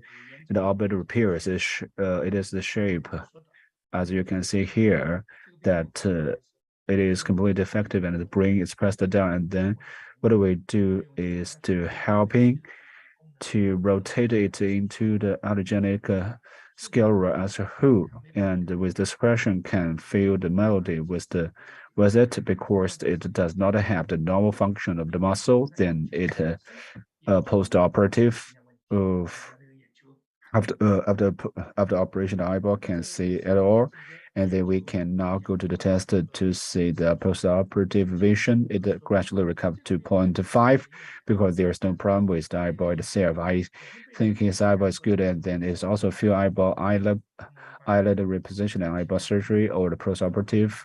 The patient is eyeball have compressed by the tumor. Then we did another, so that's why we did another one. We gave him a concerted implant. This can also greatly improve the appearance. So the patient is more this patient the condition is more difficult. His entire eyeball will fall into skull with the defect.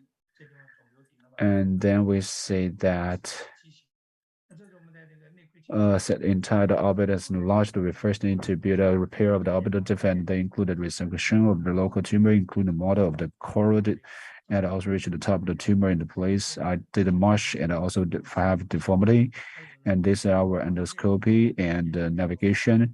And we say there is some space syndrome and vision decline. There is also the syndrome of the upper cleft of the mind and disorder of the eye movement, ptosis, and so on. So we need to carry out a precise navigation over that to guide the space of the orbit. And then after we did a 3D printing because of vibration mirror technology, and we do the shaping of the titanium mesh. This also the operation was after the reconstruction of the position of the eyeball has been changed and the eyebrows has been improved. We cut off all the cancer in the place, and also we have get an improvement. And his eyeballs, as we can see, is in a very low positioning. When he sleeps, the threshold of the eyeball falls down. So if there is something missing, then our placing is missing. So I would like to give him a repair and reconstruction operation. Of the operation, just after the operation, we see that the position of the eyeball was reset, and there was a little ptosis after the operation. If we wait for him to go and see if it can be restored, if I can do the restore, we have also done corrective surgery for 3 years. The patient is a 45-year patient with neurofibroma, so its aluminum frame is really big. The eyeball has protruded out of the orbit. In the because of that, we have we press. We see the large there, and we still have the zero pressure in the vision, and the vision can also be measured by the eyelids. We will design the operating again, and after cutting off the tumor of this frame, after removing it, and we will reconstruct the closure of the orbit with the titanium mesh. After the result is good, and the reset of the eyeball.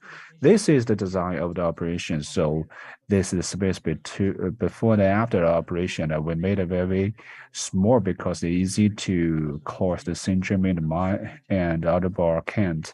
So fall into the scale, and then brain can come to bulge out.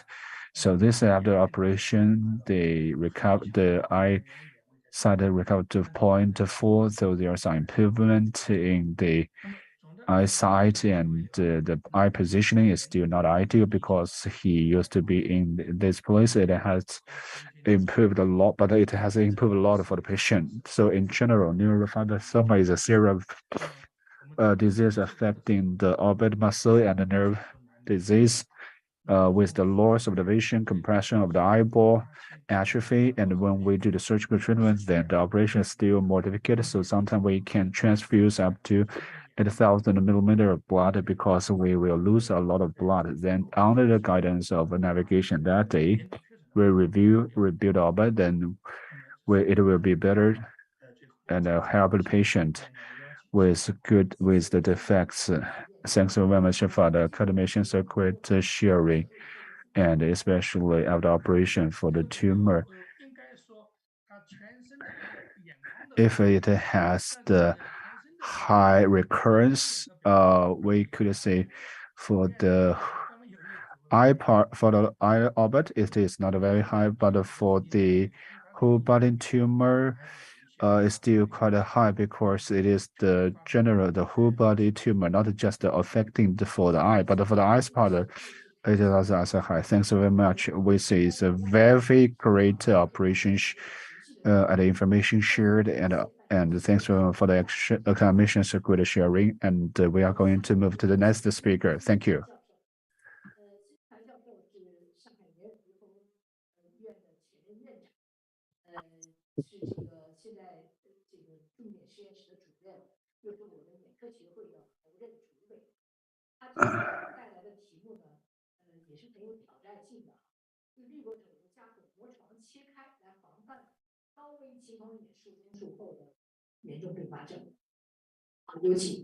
好，谢谢尊敬的这个李院长、赵院长，还有各位眼科同道，大家下午好。Thank you very much. Hello everyone. So my topic today will be discussed with you the topic of the high-risk population of the cataract. So for the past decades, the glaucoma strategy is to lower the intraocular pressure into a relatively safe range. So we have a number of different approaches, including topical medicines, lasers, injuries. But however, the microincisional therapy is a mainstream. So we have different two categories. One is internal drainage, and the other is external drainage, targeting a different number of pathologies.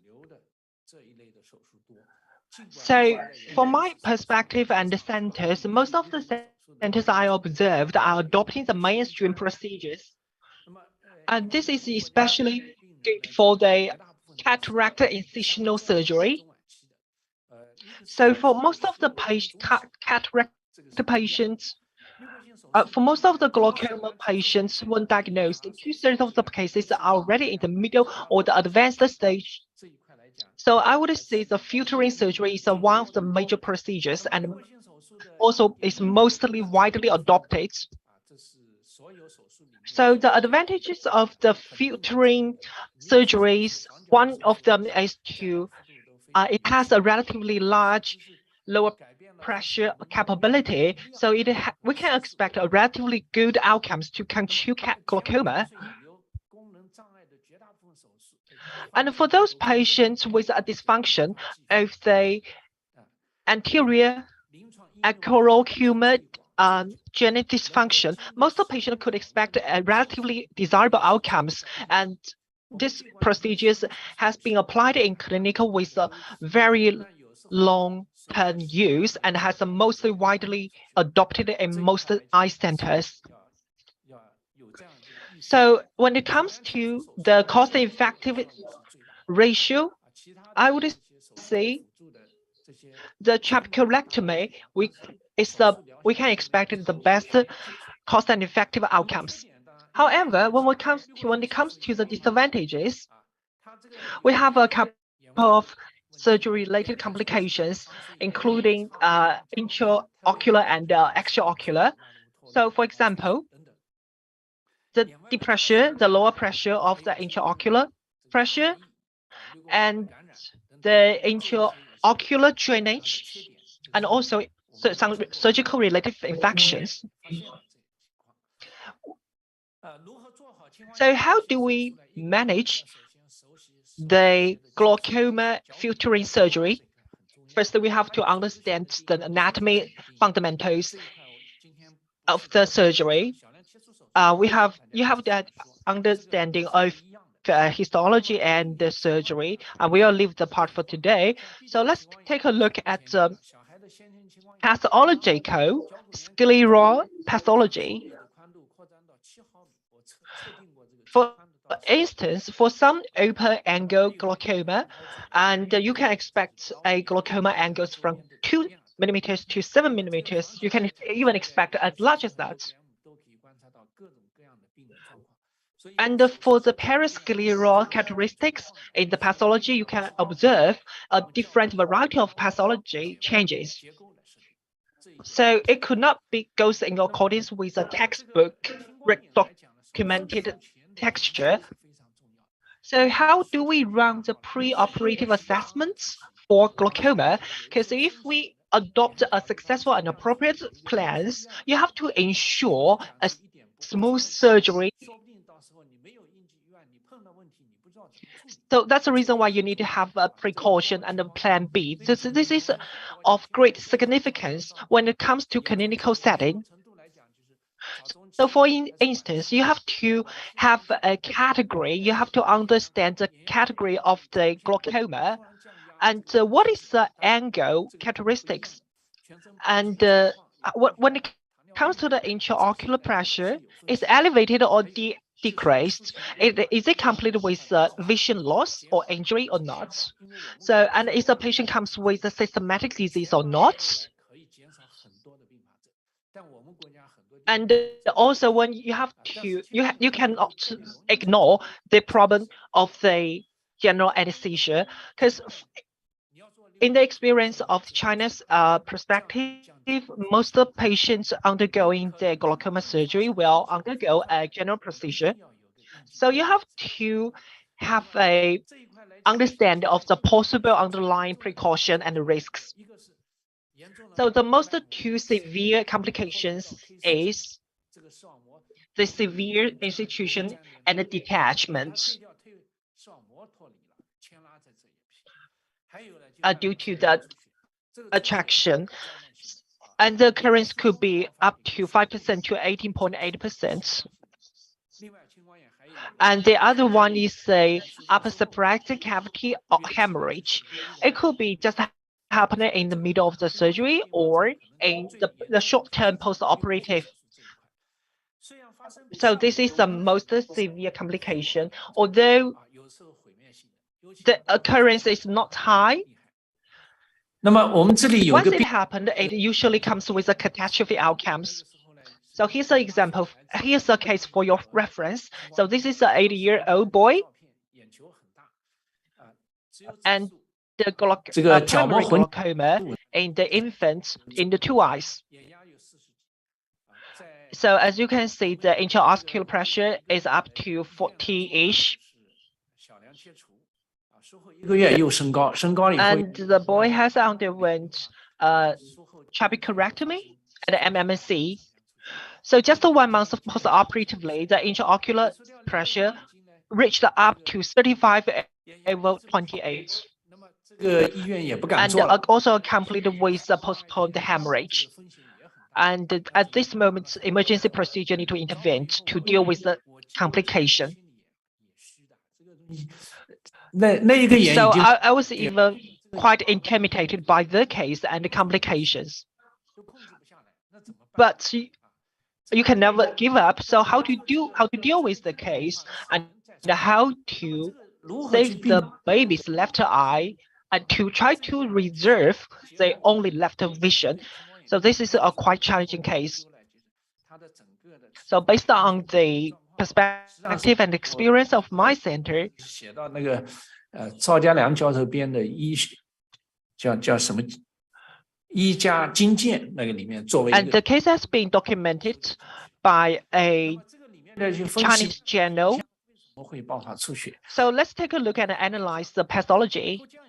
So for the hemorrhage, there is a sudden decrease for the intraocular pressure, and the pressure will leading to the much exuded fluids and leading to much pressure. And therefore, a large of the exudation just accumulated into the cavity. 它只有球形脱离，脱离到极度高的时候。And secondly, because of the enlarged eyeball and the liquid cavity, the enlarged eyeball has lost the function, the supporting function to the eye wall. So this will be very prone to develop a macular detachment. So this is the critical issue that we deal with clinically. So this is quite a tricky problem. On the one hand, we have to avoid the hemorrhage. On the other hand, we also need to lower the pressure.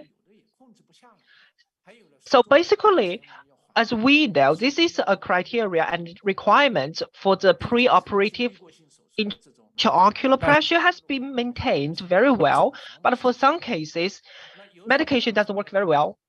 So is there still any more possibilities to control the pressure?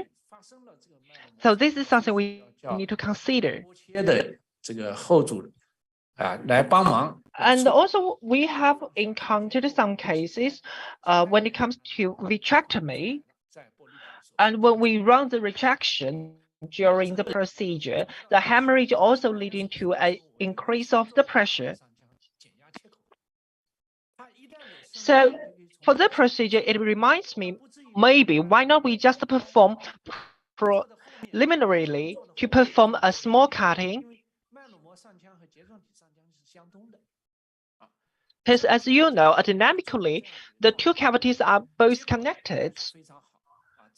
So how about the outcomes? The typical outcomes of the patient, we expect a normal pressure, even during the 2 weeks after the surgery. And for the 2 months postoperatively, we expected a mild improvement for the vision. And for October of this year, we even expect we have remained and restored the vision at 0.1 even after 22 years of follow-up. So a lot of inspirations has been acquired from this case. So for the high-risk patients of the glaucoma, and the small lesion and a small incision would just solve the problem. So this is what we call the preventative. The preventative sclerectomy would just help to prevent the worst complication. So how about the standard procedure? The standard procedure mostly involves ways before we get into the sclera, and the 3mm cut will be performed. So here's a pre-recorded video for your reference. So the translocated cutting will be performed to make sure a smooth drainage. And the cutting is preferably to be located at the posterior wall, because once the development and the growth of the kids, and presumably the intraocular pressure will be elevated. So that is the reason why we will do the cutting at this higher point. And once we run the cutting, how about we use some burning? But this is not also a preferred procedure. So we have run a long-term follow-up for the procedures. And the RCT has documented a number of surgery-related complications and the outcomes. And the 3 cases out of 48 has been experienced hemorrhage. And even for the 1 case, we have successfully restored the vision. This is quite challenging, because the hemorrhage that will linked into the cavity. So we are trying to avoid the hemorrhage as much as possible.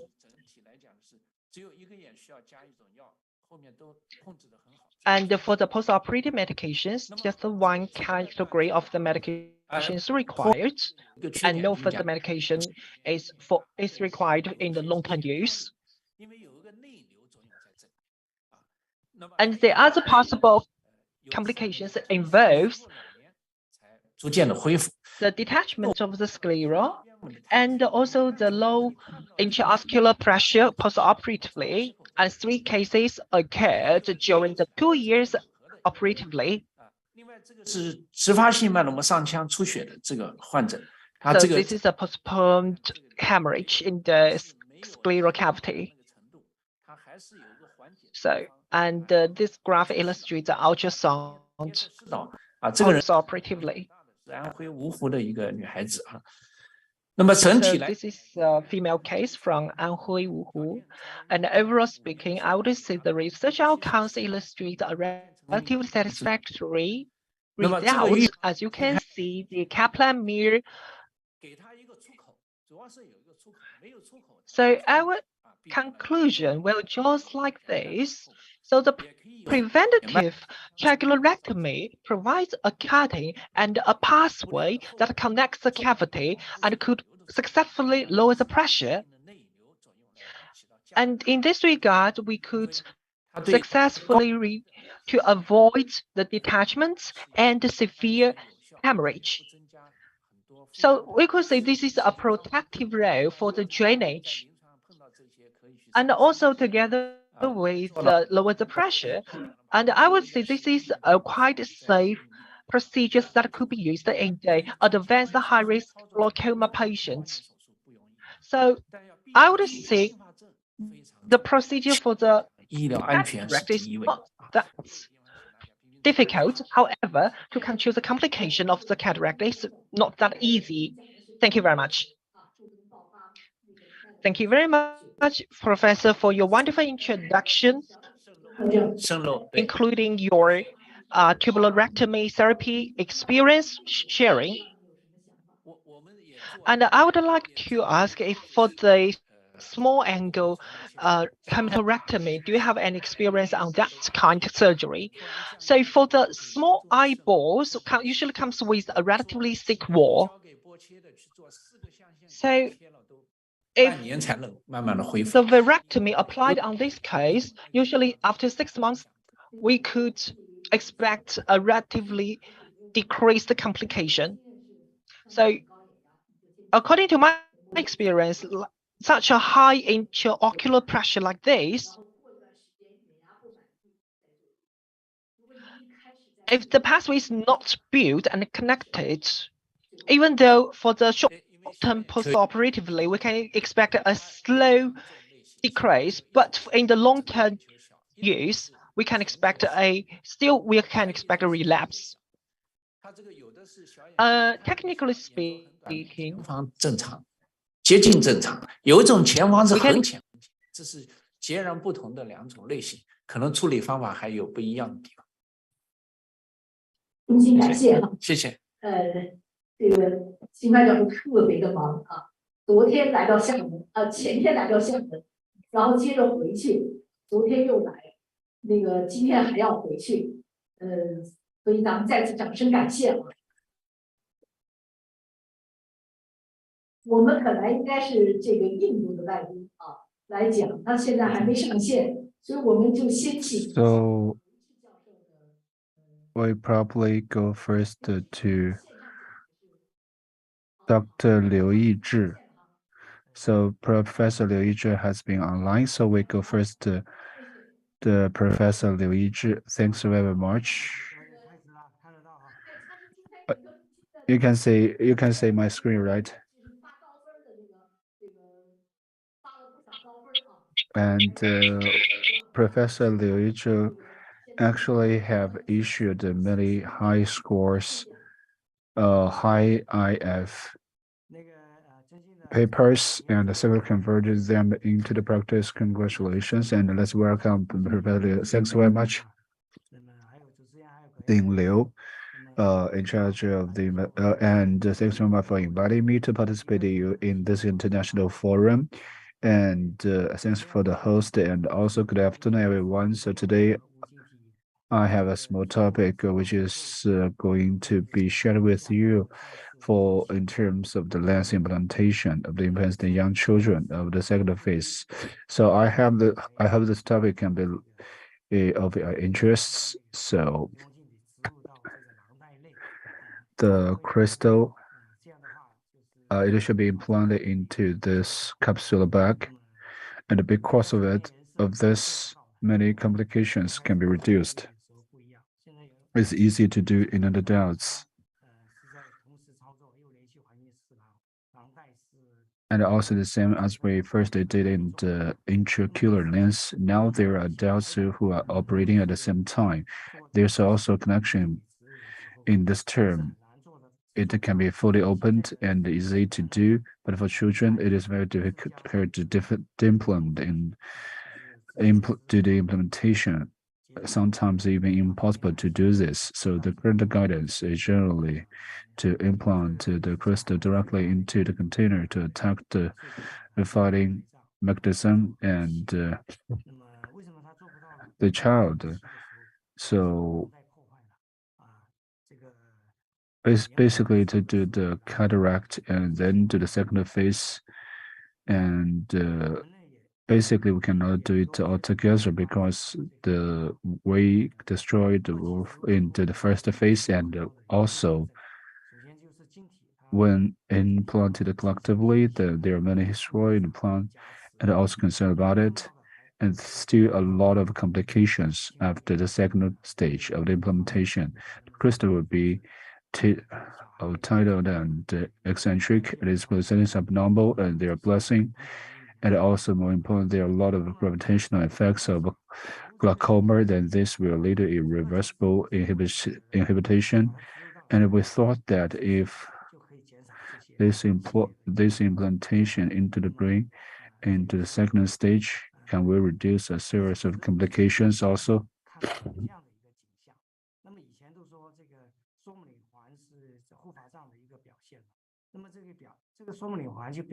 And also that we are considering, and we introduce a series of complications. So this is when we hold it, we often see such a thing is to be said that the performance in protecting the drum, and it may also show that surrounding mass is intact, and there are many value-added cortical fibers around it, right? This brain is not damaged, so there's hope to reopen it, and it can even be used as a contact method again. Many scholars are trying it and hope to use the bayonet, and then we can achieve a circular one where we can use such a method. We could use this method for many years ago.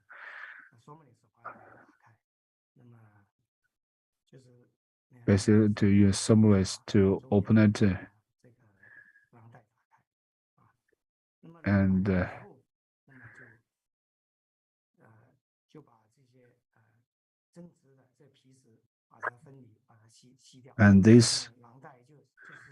this added ones really separates it and suck it out, and then the head is intact. Then to implant the fluorescence crystal into the head, and after operation, you can see that the front and back corridors very clearly, and each ocular lens are inside it. The one after operation, and when check of the inner integral attacking CM prove this, and the integral. So this is necessary to make a kind of clinical trial to prove that it's indeed that you could make it in a good manner. So we have carried out a forward-looking study in this term, and on the basis of the age and also the development status of the ball, with the several index that put into the consideration, and also some common complexions in series like the glaucoma, iris adhesion, deformation from the bone, and delays in the position of crystal, and the major classes indicators. So the eyes at the second indicator. So we found that basically it is true that the total adverse event inside of is more than that.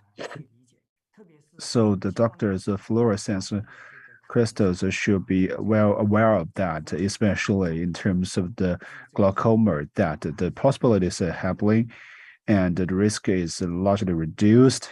So it is very meaningful to do so.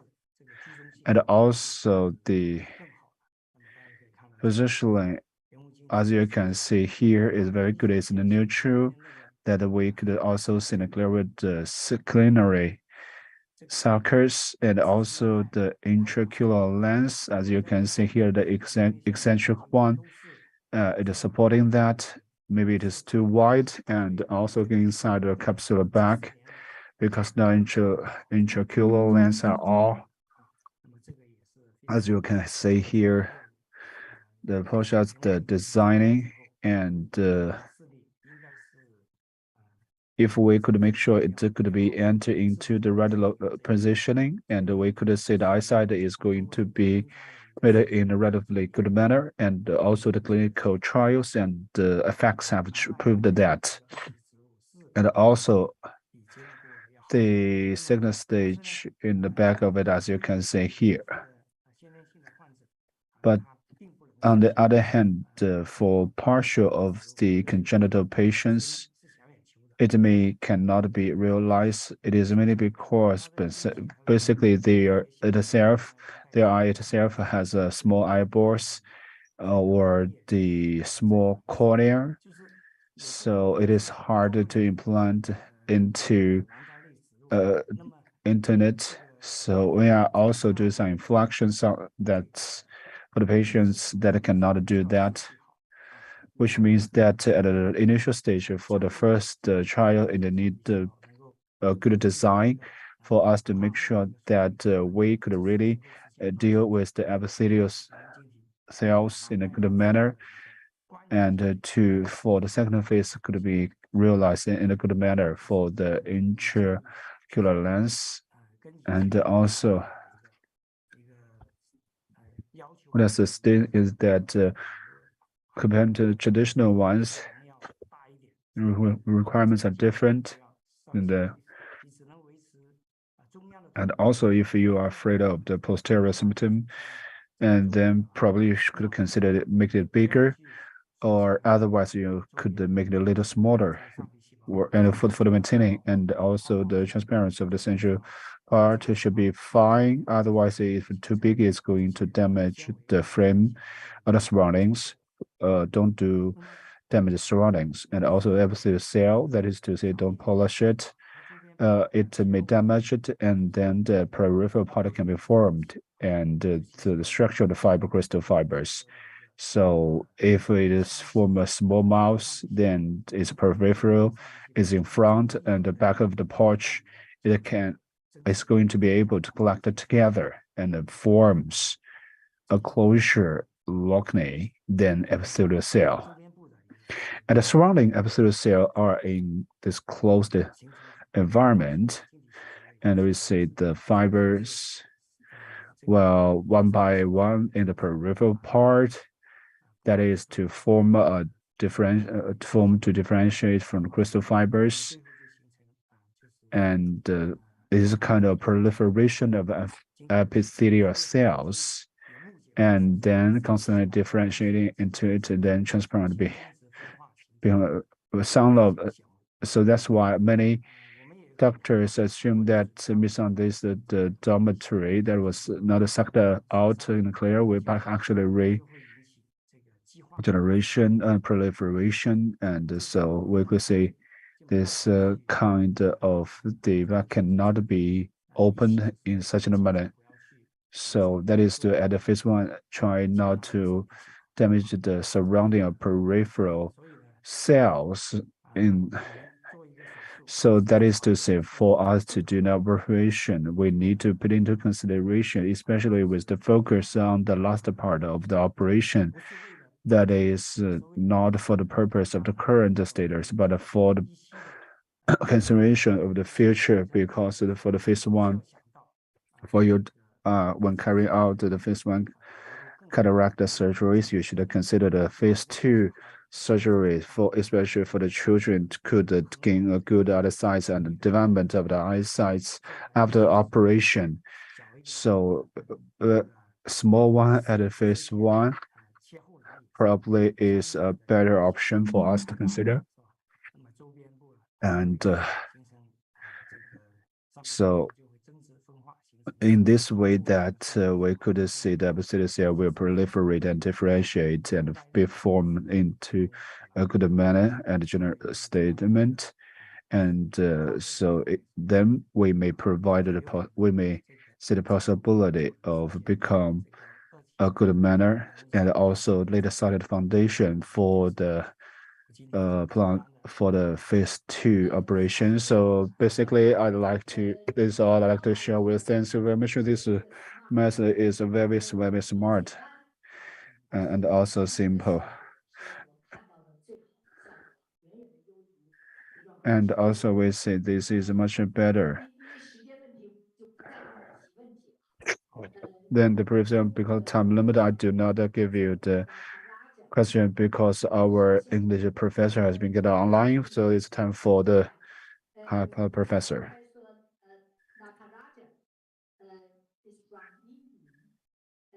He is chairman of Indian Ophthalmology Society, also for Eye Injury Society.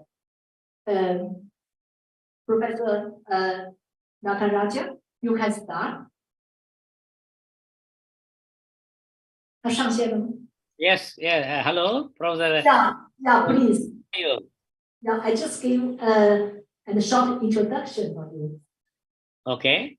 You can start. Yes. So I think yeah. Yes.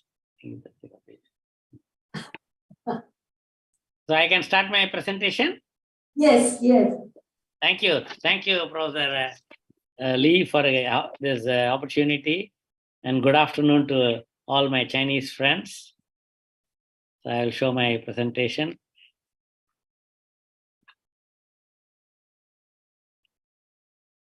So I chose my topic as the diabetic blind-free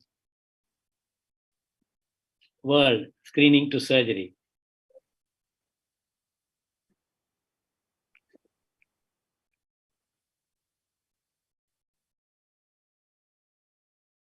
You can see my slide, Professor Lee?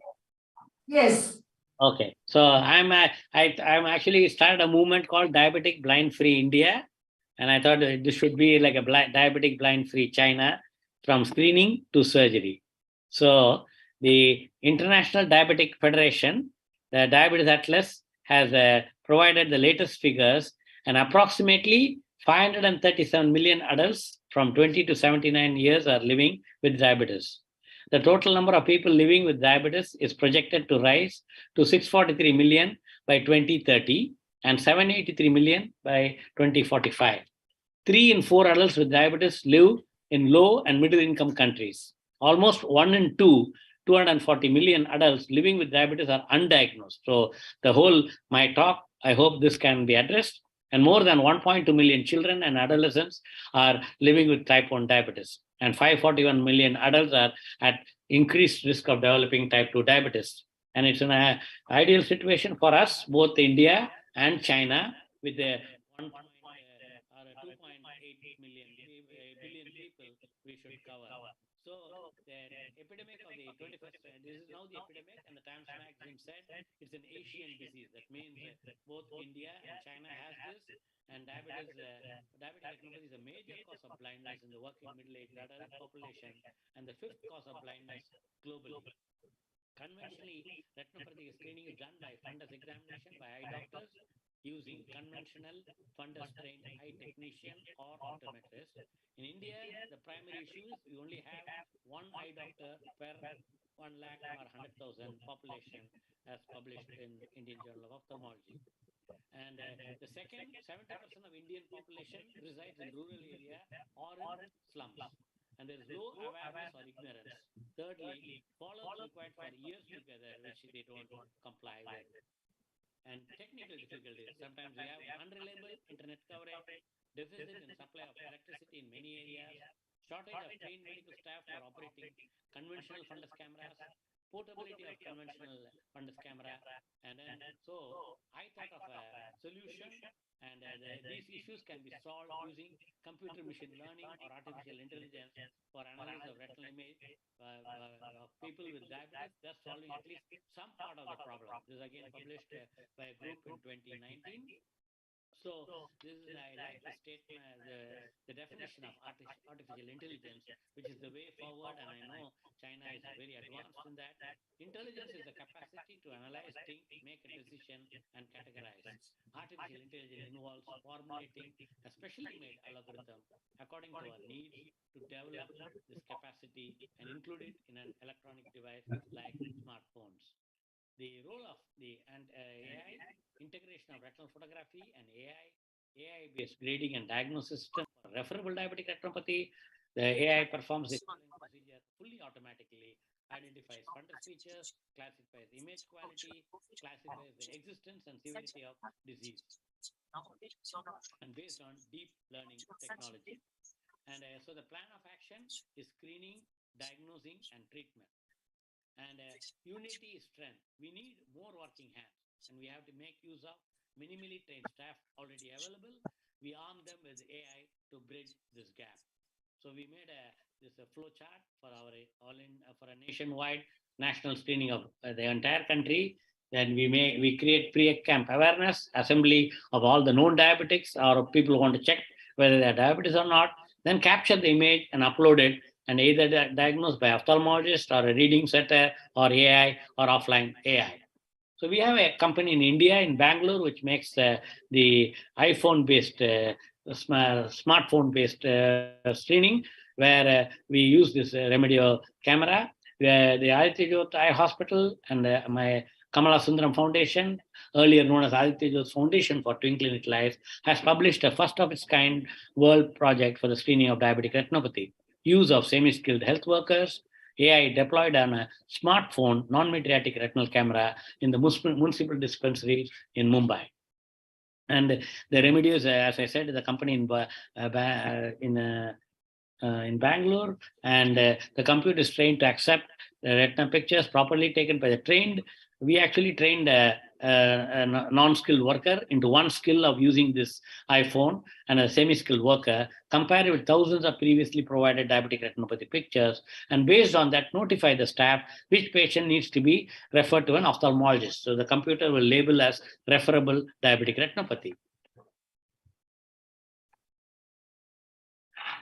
And the Remedio fundus on camera, this is how the Remedio camera is there, which can be mounted on an infrared device and also suitable for bike, for transporting, for screening purpose, and can be mounted on any table, and it is chargeable. And here in 2014, we inaugurated a motorbike which carries another Indian-made camera called 4S Trinetra fundus camera, where you can see, which is kept on the table, and you can see my 100-year-old grandmother inaugurating it. That time my father also was alive, and where the camera can be carried in the box in the bike and then can be gone everywhere. So I made this terminology called ABCD. Anybody can screen for diabetic retinopathy. What does that mean? Anybody can use the mobile camera and screen for diabetic retinopathy. And then we have offline, we have the image capture done by a non-specialist, analysis of all images, the sensitivity for detection and referable diabetic retinopathy continue to remain 10, while the specifically dropped due to non-diabetic retinopathy images being graded as referable diabetic retinopathy. Here we are capturing the fundus photo with smartphone using the people who are school dropouts who are trained only in this skill, and that's why we call semi-skilled worker. So this is how the fundus camera works, where the boy or a girl who can take the fundus photograph like this, and then upload it in the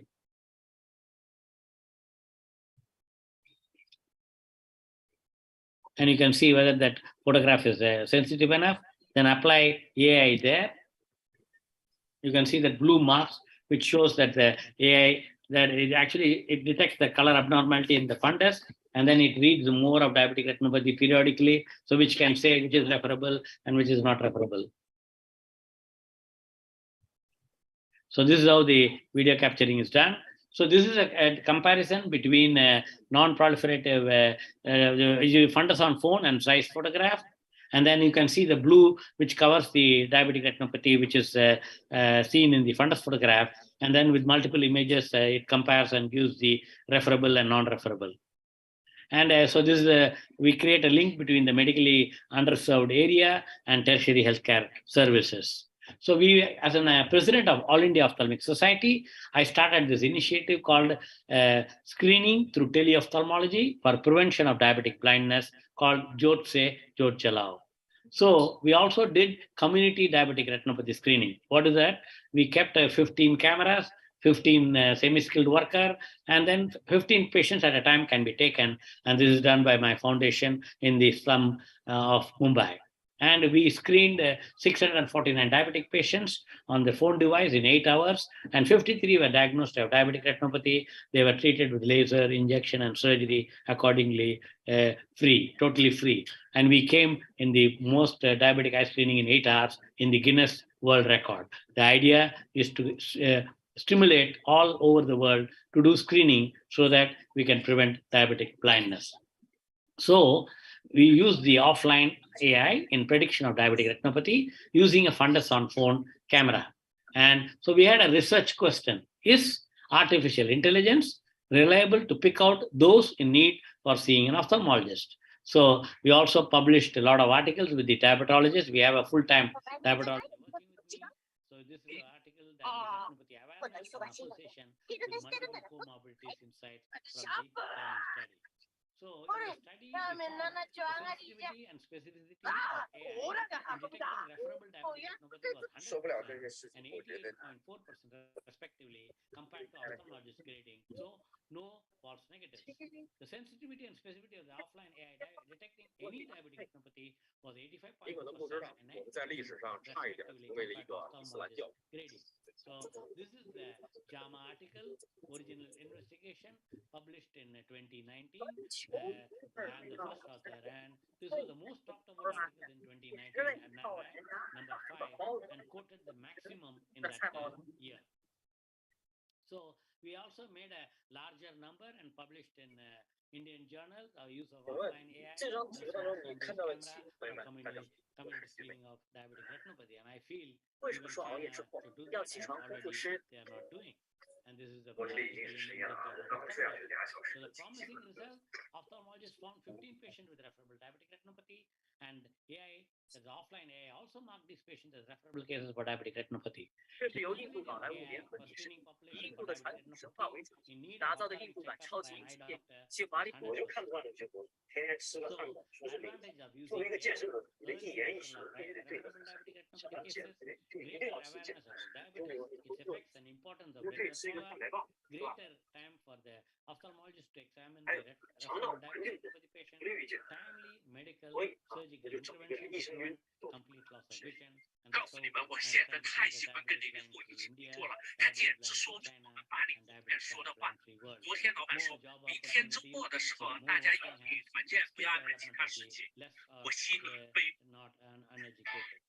So we can make India and world free of the burden of diabetic blindness, and teleophthalmology controls the way. And I can reach every village with teleophthalmology and artificial intelligence, either online or offline. 长寿的秘密有时候简直是令人心害怕。我害怕，同时也短剧。第一次使我感觉到错一方。我想离开，我们偶尔可以聊聊好子弟，对吧？多多大家。I also have a video about the diabetic retinopathy. So which is there. I would just like to show that because the general ophthalmologists and retina surgeons are there.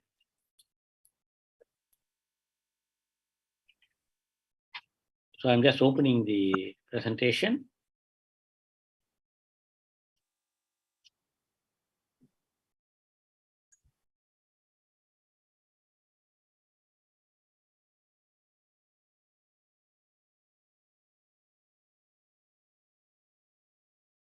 So we had our formal former president of India who inaugurated a van with Zeiss camera with our staff. And then this is again to prevent diabetic retinopathy. And we have, nowadays I use 3D fantasy surgery for vitrectomy for proliferative diabetic retinopathy. And I don't have any financial interest. I use Zeiss 3D. So first we have to decide when to operate.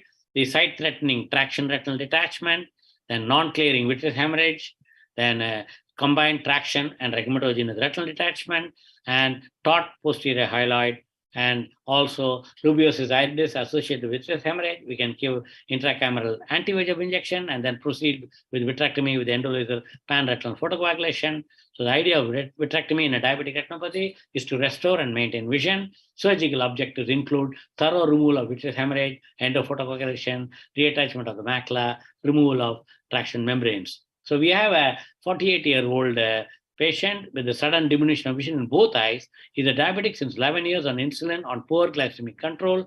His both eye vision was only counting finger, half meter. On examination, he had vitreous hemorrhage with diabetic traction retinal detachment in both eyes. So we did both eye vitrectomy 1 week apart. So you can see the surgery. We did a 23 gauge 3-port pars plana vitrectomy. I'm glad that I started the first minimally invasive vitreous surgery in India, along with Mark Humayun from US in 2004. You can see 3-port pars plana vitrectomy in progress, and we can see the 3 vitreous hemorrhages being cleared. And then and I'm also clearing the traction, tangential traction, and I'll actually, it's a totally, it looks like a fibrous tissue and not a fibrovascular. So I'm now releasing the traction nasally, tangential traction. And then when I'm cutting the fibrous tissue, I decided to diathermize and then do the cutting with the vitreous. In spite of that, you can see that the one which I cut, the stalk is bleeding. So you have to be aware of this fibrous tissue also can bleed. So I avoid in a fibrous tissue like this injecting of anti-VEGF. But if it is a fibrovascular proliferation, I inject anti-VEGF, and 48 hours later, I do the vitreous surgery. And I use the retinal brush to clear the surface of the retina and make sure the entire retina is devoid of any traction. And then I do pan-retinal photocoagulation. And then in eyes like this, since I cleared all the fibrovascular membrane and no traction, I inject the anti-VEGF at the conclusion of vitreous surgery. And many patients can improve to normal. But I wanted to say prevention is better than cure. So instead of coming to a late stage and the patient or the government or the hospital has to spend a lot of money to do vitrectomy and then recover the vision, and we lose money. So instead of that, if we can screen and prevent to come to this stage, the patient and the country can prevent and save the economy. And this is what I wanted to convey. And so we are an aggressive vitrectomy surgeon. We can do laser, we can do anti-VEGF injections for diabetic macular edema, but we can also do aggressive vitreous surgery. But we have to do, if you can prevent it, only a few patients will need this sort of surgery. And I find severe diabetic retinopathy problem even in Mexico, where I did a live surgery to demonstrate. And I'm happy if Professor Lee invites me, I will be happy to come and do in China too. So this is at the end of the surgery where I've done a fluid air exchange, and under the air, you see the retina, and then the ports are removed. So here, this was a case, second case with a proliferative diabetic retinopathy with traction retinal detachment with a 2-meter vision, where the pre-op showing the front is like this. And then this I'm doing a 25 gauge 3-port partial vitrectomy. And I'm actually master of all the techniques. And I think in this eye, I'll be demonstrating using the proportional mode of the vitrectomy machine, where you can push the fluid into the eye or between the membrane and the retina. See, you can see I'm using the beveled edge cutter, where you can go close to the retina and to the membrane. And now I'm going to the convex side of the membrane and removing the vitreous membrane, fibrous membrane. But I'll now slowly have some fluid, and then I go between the membrane and the retina and push the fluid between the membrane and the retina using the cutter, and that's the proportional mode. And I also use the pre-retina, use the brush in between to clear the blood. So the idea is to create a cleavage between the retina and the membrane. So that's what I'm doing now. So the whole idea is to prevent any iatrogenic retinal breaks. So you can see the fluid which is pushing the membrane and separating the retina many times does not produce any break. But the same thing, if you use the forceps, there's a risk of if the force is more, you can produce a tear in the periphery. So that's why wide angle observation system is important. And you can see it's a large fibrous tissue. There's some pre-retinal hemorrhage, and in between I'm clearing again pushing the fluid between the membrane and the retina. So that I create a cleavage, and then after the cleavage, I use the cutter and then do the segmentation and delamination using the cutter only. The only advantage is you don't come out with a light, and with a 3-port, you can do this and clear all the membrane. And pre-retinal hemorrhage happens, you can also use it. Then again, the pre-retinal hemorrhage is cleared with using the retinal brush, which is connected to the fluid extrusion needle, and then do a fluid exchange. So if you prolong, you can see the media is a little hazy, but nevertheless, the eye gas was maintaining well. And the patient had 6/9 vision. All the membranes have gone. The disc looks pale, but still the visual acuity improved. And then we have a third patient, a 49-year-old female with history of diabetes since 20 years. She was diagnosed to have a combined retinal detachment and cataract. She underwent phaco with a vitrectomy. And you can see my colleague does the cataract. I don't do cataract at all. And I do exclusive retinal surgery. It's a hard cataract. My viscoelastic is injected, and then the capsular excess is being done, and then the phaco is done, and then a foldable intraocular lens is put. And then I tell the cataract surgeon to go away, and then I proceed with the 3-port pars plana vitrectomy.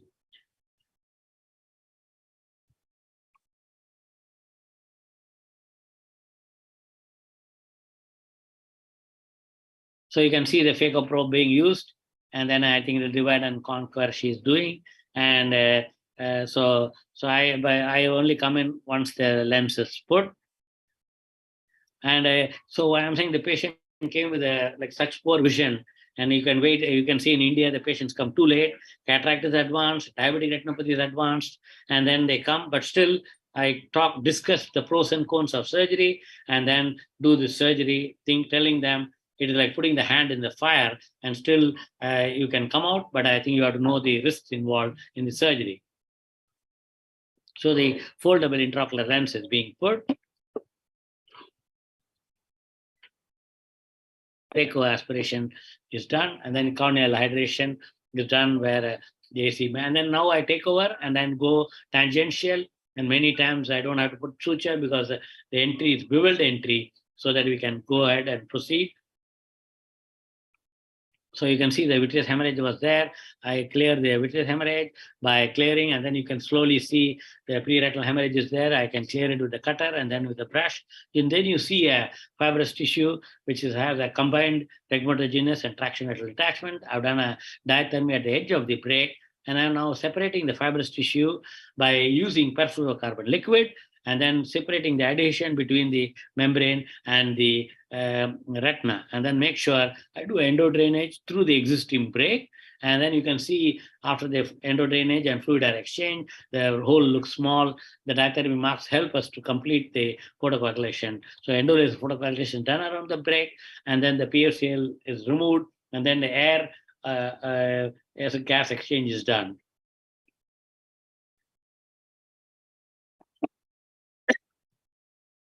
So you can see the entire retina is attached. It's a phakic eye, it's a pseudophakic eye. This is a break in the nasal side, which is pre-existing. So you can imagine with the traction detachment, with the cataract, the patient was waiting and then developed a regmatogenous element. So you can see the last drop of fluid is removed, and then pan-retinal photocoagulation is done so that the patient will not develop further proliferation and hemorrhage in the future. So these sort of patients can get a good visual acuity, but why wait so long? If the patient is screened, if we have done enough treatment and proper, can keep the diabetes under control, HbA1c in control, you can prevent these complications. I know in spite of all the precaution, complications can happen, and we have experienced surgeons like me and Professor Jiaxin Lee who can do these sort of surgeries to save the eye. You can see it's a pseudophakic eye. At the conclusion, the eye looks quiet. So you can see the lens in position, and then the gas is there. And then this is I use a Professor Net, time is up. Okay, so I'll just show for a few seconds and then I'll conclude. So this is a twin light where I use a twin light to do a bimanual dissection. You can see the fibrous tissue and proceed and clear all the tissue like this. And then the idea is to remove off and the entire eye is cleaned up. And so I do the 3D surgery. It's you can see this is RTO 3D. And then the benefit is that everybody in the OT can see, and it is a digitally enhanced image. And then it's an advanced teaching tool, so I can teach the fellows and transmit the surgery all over. So this is how the 3D surgery is done. And I like to thank my team for helping. This is my 3rd generation of ophthalmology. And thank you very much for a patient listening. And thanks for the opportunity. If any questions, I'd like to. Thank you, Professor Natarajan. We understand the screening is much easier and better than the surgery. We thank you for your excellent presentation. Because of the tight schedule, we have to cancel the discussion. Thank you so much. Okay, thank you. Thank you very much. Zize. 谢谢。谢谢。那咱们现在是已经休息时间过了5分钟了哈，大家就不休息了。那个 So we are a little bit tight in the schedule, so we are just save the tea break. So next presentation would be Professor Zhao.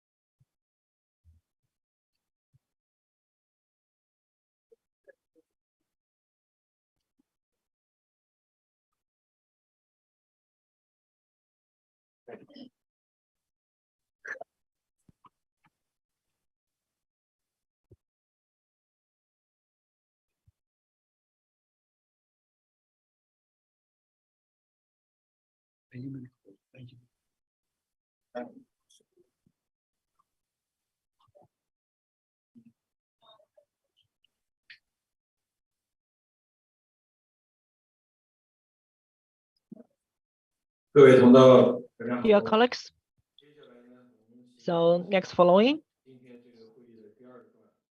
we'll start with the session 2, the academic module 2 in this conference.